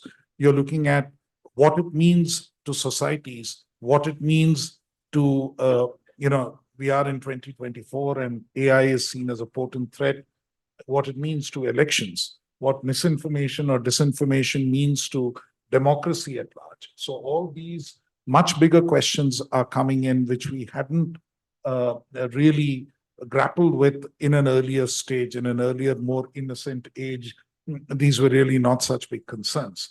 And suddenly these have become massive concerns. And this balance, striking the balance between innovation on the one hand, and on the other hand, the kind of control, or I wouldn't even call control, but the kind of guardrails or regulation you need to make sure that public good is not affected and user harm is not caused, is suddenly a very, very crucial space. From a time, I mean, when I look at data, from a time when, we were being pilloried as a country which sort of blocked a lot of things on the internet. And, when I got this job, my son's reaction was, how can you go and do a job where you're blocking things? I said, is that what the IT ministry does? I thought they did a lot of other things. But, what was uppermost in the younger generation's mind was that. To a time when we talk to many of these companies, and when we talk to many of this, people are doing it voluntarily. People realize that there's a duty to society in terms of, looking at what goes on, and even without the government, or even without anybody stepping in and asking them, proactively, they are looking to see how do you block user harm and how do you take care of these issues. So I think, and now the Indian model is being talked of in not so pejorative terms. So I think somewhere we are finding a sort of balance. And when we sort of look at further regulations, we will find the balance further, especially, when you look at AI and the possibility of deepfake and so on. That is one spectrum. The other spectrum, of course, is the way that these technologies and what it offers for a country like India, for the global south, to actually gravitate and go up. it's probably another moment. Not for nothing is it called the fourth industrial revolution, or in some cases even the fifth industrial revolution. There's really an opportunity for countries to actually move up the development path, to actually have a kind of a shift in trajectory, so that you are able to reach out and make sure that aspirations get delivered upon. We speak very often of becoming the third largest economy, which is very good. I think we need to be very proud of that. But we also need to realize that we are a very large country, and therefore you really need to speak of, what are you delivering to the people, and how per capita incomes are going up, and how can you actually achieve better redistribution. All of those also become very important goals, and that's where I think technology really gives you a chance to do that. And many of these innovations and many of the outreach really offers this. I mean, we have taken a different route to actually reach out. If you look at in terms of the electronics production which has taken place, both of you, Mr. Sundarajan and you, both of you have been in that space. The number of smartphones that are produced, and how do we leverage that to do a lot of what has happened on the DPI space. So the technology goes together with that. And of course, equally, why is it that you don't have technology of your own, or why is it that we don't own products of our own, is an important question which needs to be addressed. And today, while we take pride in the fact that, and this is again about policy, that while we take pride in the fact that 99.2% of mobile phones which are used in the country are made in the country, or sold in the country, are made in the country, we need to also realize that the value addition which takes place domestically isn't all that high. And therefore, how do you actually look at manufacturing in electronics as a huge sector which can contribute to both employment and to greater resilience of the Indian economy? And I think electronics manufacturing is probably going to be the largest manufacturing sector. So our presence in that sector through a set of policy measures, whether it is the PLIs, whether it is the Indian Semiconductor Mission, and hopefully a new component manufacturing. So, stabilizing India's space there, because there was this talk of resilience. There was this talk of what happens with when there is reliance on technology from overseas, or whether there's reliance on products from overseas, and where do you leave yourself as a country, is something which has become crucial post-pandemic, post-Ukraine, post all this situation. So geopolitics also plays a role in this. So I think what we need to flip this argument to is the opportunities that indigenizing a lot of this offers, whether it is in terms of increasing the domestic value add content, which again leads to investment, employment, and so on, or in terms of making sure that we make products here, making sure that we leverage the IT technology, especially emerging technologies like AI and blockchain, etc., simply to improve the quality of service delivery on the one hand, but that again reduces friction costs in the economy to such an extent, and results in productivity increases, which can actually make Indian industry generally much more productive. So I think the opportunity that is there, and the opportunity that between electronics and information technology you can offer to the rest of the economy is huge. And that is the potential that we really need to look for. And just to come back on a couple of points that were made in terms of, who makes the investments and things. I mean, I was very happy to see when you look at the IT ministry last year. I think our ministry spent just about 300 crores. That is in 21-22, just about 22-23, just about 300 crores on research and development. This year we're spending close to 900. We got a budget of 1,000 crores, 900 we pushed. Now next year we are going to look at 1,200 crores, and some of the initiatives in IIT Bombay, IIT Madras, all of those Indian Institute of Science have been funded from MeitY, including incidentally in the telecom sector. The WLL achievement of Professor Bhaskar Ramurthy and what they've done on 5G and 6G and that regulation has been funded from MeitY's R&D budget. And what has been very interesting, at least not BOTs. So from MeitY's R&D budget. Yeah, exactly. 5G test bed. So the other part of the story, very interestingly, is the way industries are coming in to contribute to this. In the semiconductor sector, in IIT Bombay, there's so much of interest in terms of industries coming into partner. IIT Madras, till very recently, I was on the board of governors of both IIT Madras and on the IIT Madras Research Park. And I mean, that ecosystem is tremendous. I mean, I think it is, we can justifiably say that it is world-class today. And, we've entertained a lot of overseas delegations, people from across the world, and all of them are truly impressed with what has been achieved. And there we must recognize that there is academia and industry contribution. And of course, the government sort of putting in its 2 pennies every now and then. So I think it looks very, very hopeful and positive. Thank you. Thank you. Thank you. That was really quite comprehensive. You have a very difficult task, I must say. And speaking for myself, I would say it's far harder than when I was there. And if I can speak on Aruna's behalf, maybe harder even than when she was there. It's really getting harder with every day. But you can go back, on the brighter side, you can go back and tell your son you block user harm, not the internet. Exactly. So that's Aruna, that's the telecom ministry's job. But I think you've covered a lot of ground. And I think the picture that is emerging is perhaps a little more hopeful than what we heard earlier. But I would welcome the other panelists, especially those who talked about innovation, the need for capital, the need for patient capital, the combination of private capital and government capital. For your thoughts on, what the secretary has just... just a comment, sir. Yeah. When this emphasis on manufacturing in India started, first, and I'm not just talking about electronics, but across the board, make in India. I was a little skeptical. I said, it's probably be a slogan. They'll try something half-hearted and it won't get done. But what I've seen happening in the last 3-4 years, sir, has, I think, been truly remarkable and encouraging. I think in sector after sector, when I talk to entrepreneurs, when I talk to business people, I see the kind of feedback I'm getting, the kind of indigenization that's happening. It's truly remarkable. I think, the stuff like this typically takes decades to bear fruit. And therefore, we will look back upon this, I think, 10, 15, 20 years from now, and call it a remarkable success.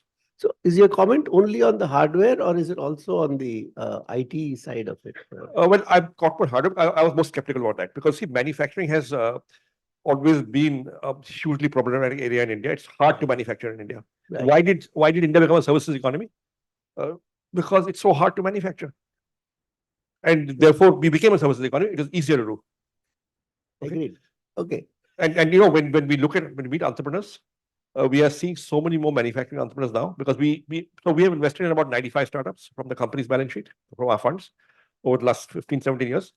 The number of product companies are seeing now, product as a physical product, not software product, are much, much higher now. And they all seem to be having potential.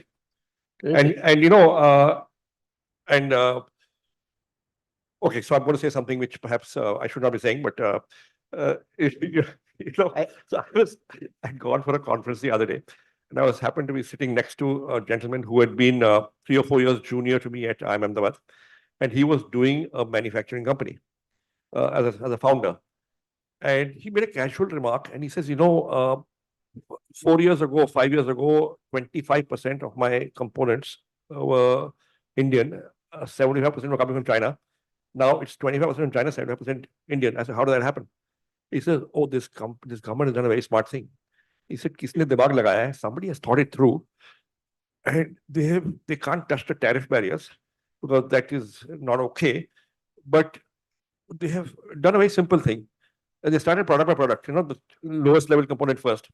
This one has to be ISI certified. Okay, the moment you say that, now half the Chinese guys are not going to say, hey, I'll come for ISI certification. So we had to buy Indian stuff. And that supply base developed. And they did it across the board for many industries. And today 75%, and they do it gradually.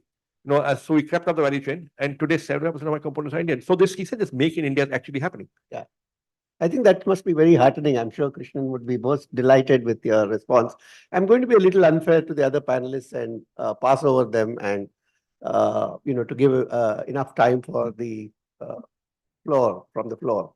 Yes, please. I'll start from the back and then come forward, Rohit, if you don't mind. Yes, please.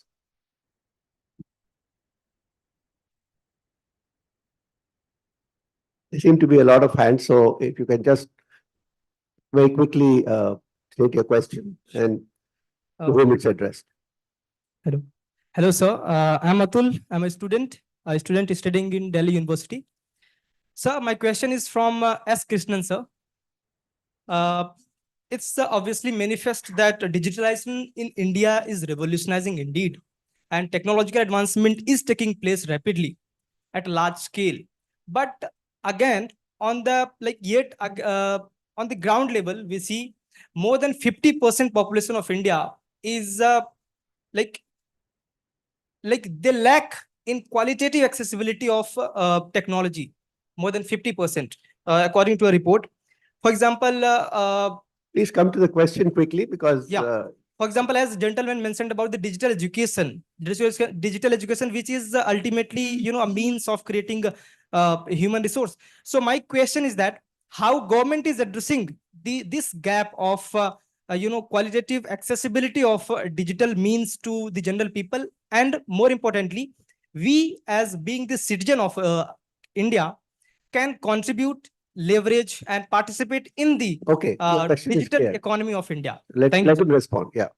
I presume your question is other than connectivity. Other than connectivity. That been asked in the last. So the connectivity bit is done. I think I sort of alluded to that briefly when I spoke in terms of the number of smartphones and how smartphones have been made really affordable and distributed. So we've followed a kind of a mobile first strategy just to keep the costs down and to improve accessibility.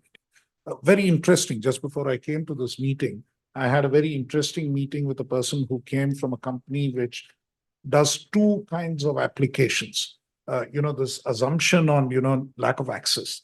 One is this news service called InShots. Many of us have it. I have it. I've been looking at it for many years. They also run something called public.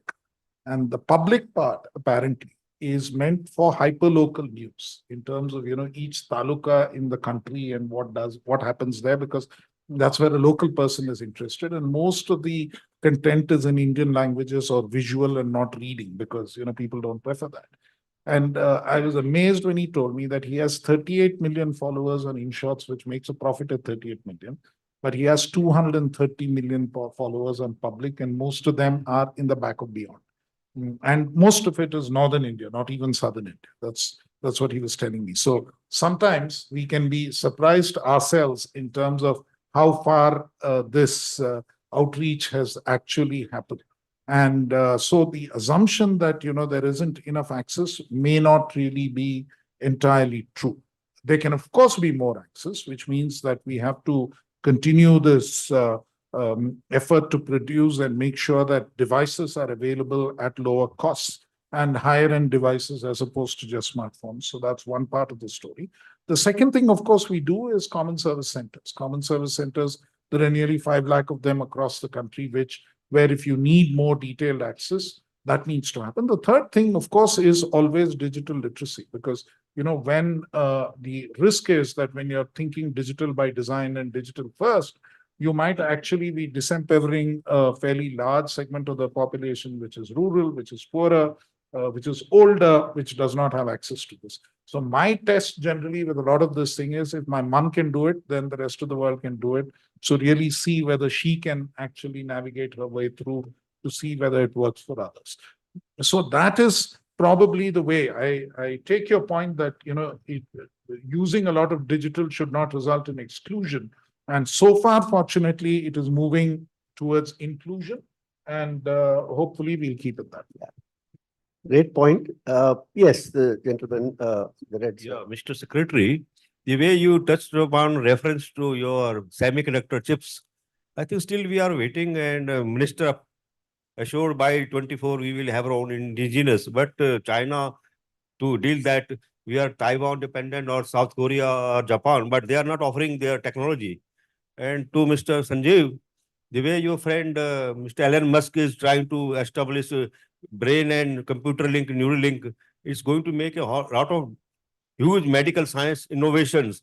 And most of our Indians are in their groups. Why not to invest in such type of technology, futuristic, where we can have our own innovation here and there?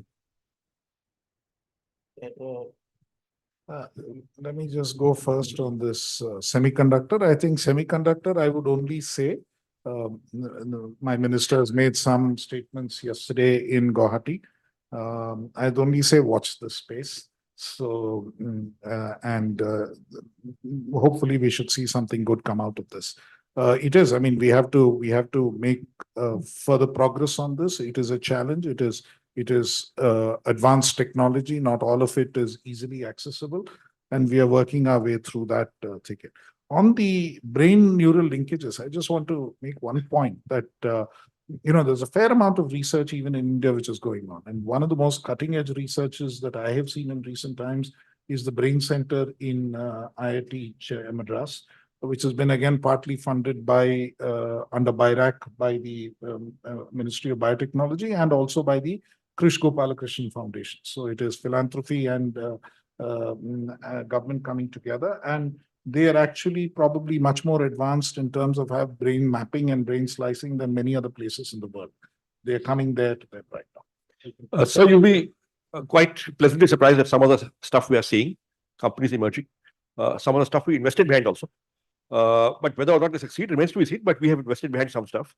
But look, the truth is the Indian market is smaller. So you will take smaller bets because you can't get those kind of payoffs that you do in the US. And Elon Musk is not my friend. I don't know him. And he has said a few things on stage which I will not say. But we will get there. Okay, it'll take time, but we'll get there. Okay, thank you. When Mansingh appears in my peripheral vision, that means, it's time to wind up. Sorry? 2 questions. Okay. So the last one, I'll come to Rohit, but the one gentleman behind that. Hi, good afternoon, everyone. I'm Rahul Banerjee, and I'm here with my colleague Rashika, representing Raisina House. We are a policy think tank specializing in foreign policy planning. My question is addressed to Secretary Krishnan, but I would also love to hear from Mr. Bansal and Sanjeev ji. Secretary, good to see you again. We met at the German ambassador's place during Secretary Krishnan's visit. A conversation we keep having with our German colleagues is on the future of Indo-Europe partnership, Indo-German partnership for the global South. So how would such a partnership play out in the role of IT and, telecom, technology, definitely, and especially its impact on the global South, where our products like the DPIs definitely will not play out a copy-paste model. It needs, it needs bespoke modeling. How would such a partnership play out in the global South? Thank you. I think that's precisely one of the issues that we are addressing both as part of our conversation with the German counterparts and also as the TTC, which we have with the EU. Now, as you know, the Prime Minister announced the Social Impact Fund for digital public infrastructure, which is to be set up by India, and it's part of what was done as part of G20. So the expectation there is that we raise money both from India and overseas and also from philanthropies and others, and use that to finance the rollout of DPIs in association with the EU, with the World Bank, with the multilateral development banks, etc., part funding this. And also it's a question of you can't just go and cut, copy, paste and install it there. There would be a lot of adaptation which will be required. That was a point that Mr. Madhukar made already, that we will have to sort of do that adaptation. And this fund is expected to pay for a portion of that cost. And the DPIs could come not just from India, but from other countries also. And that is the intended design. So that's the way in which we intend to work with other countries to take it forward. And also for any government across the world, as in India, it's not just what I'm getting from someone, but also who I'm getting it from, which matters a lot. So that's another story, but okay. Okay, thank you so much. Quick question. While faster digitalization is quite likely to lead to great outcomes for Indians as consumers, are you sure that it will also lead to better outcomes for them as producers and employees and members of the informal sector? Okay, I know that when there's a difficult question, where to point it at. So, but in what way will it not lead? In terms of, let's say, if there are digital economy companies which enter the space of delivery of milk or things like that, and backed by deep pockets, then it becomes difficult for traditional brick and mortar industries to compete. Got it. I mean, that is in a sense an aggregation model, and we've seen a lot of that, but that's at a service end. But I think digitalization in industry and the kind of productivity gains that you could possibly see with digitalization is important. Equally, there is a risk of job losses, so which then means that, and that's possible with any kind of automation. It's a question of how you apply it, and sector by sector is a look that you need to take. And you'll have to figure out in each sector, to what extent it would get applied. And again, there's a trade-off point. No industry is going to make those investments in high-cost capital digital infrastructure if a lower cost option is to use labor. So that trade-off point will be made industry by industry, and which then means that you have to prepare your population for higher level jobs. There are certain manufacturing jobs which will continue, and there are sectors where those kind of manufacturing jobs will continue and which will have to continue to be supported for a country like India. I mean, even a state like Tamil Nadu, where I come from, I mean, there are clearly things like if you're going to make shoes, if you're going to make garments, I mean, these are high job creation enterprises which can spread out into rural areas and so on. And those opportunities will also be there. Alongside, you will have the higher technology linked options. I think we need both, and that's the only way we can go. And there is a huge opportunity for other than the consumer in terms of productivity gains, in terms of competitiveness gains, which we have to take. Thank you. If I may add, every time a new technology has come, jobs have disappeared, but it has ended up creating jobs. In fact, when the steam engine came, 6 million jobs were lost. But no unions were formed, no protests were made because there were horses which lost their jobs. But that's not going to be the case here. We are dealing with human lives. But the speed at which we adopt hopefully can replace the jobs which are lost by better jobs. And I don't think the Luddites would ever help in that process. Yeah, may I add something? Yes, please. So listen, people have been trying, let's take the example that you took of milk delivery. People have been trying organized retail, first came up in India in the late 80s, right? I see very few organized retail, large chains making money. I see most of India still buying from Kirana stores. I see, e-commerce companies are not really making money, most of them, right? So I was speaking to a friend who's a veteran in the organized retail sector. He said, I'll tell you a little secret, Sanjeev. And I said, what? He says, you know what? The Indian supply chain is already efficient. Okay, by and large, except a big capex is required. I said, how so? He said, at every node, there's an entrepreneur, right? Because the wholesaler is an entrepreneur, the retailer is an entrepreneur, every middleman is an entrepreneur. And therefore, entrepreneurs will go for efficiency. Okay, so there's not that much wastage, except where technology, a cold chain can help prevent waste. Barring areas like that, or you need warehousing, which is big capex. But barring where big capex is required, the supply chain is already efficient. So yeah, maybe you're right. Maybe over 20, 30, 40, 50 years, it may happen. But it certainly is not happening overnight. Okay, so on that note, I think you heard the secretary, you heard the other panelists. And I think it's clear that, we are really moving forward on many fronts, including those which were a cause for concern earlier. So I think the question really is, can we move faster? And I think that's the main question. And I hope that this has certainly helped to throw some light on various aspects of that. So I want to end by actually thanking this wonderful panel for tremendous insights. the depth and extent of the knowledge and experience that they brought to the table has been evident. Thank all of you. And with that, I leave it to Mansingh to announce the next part.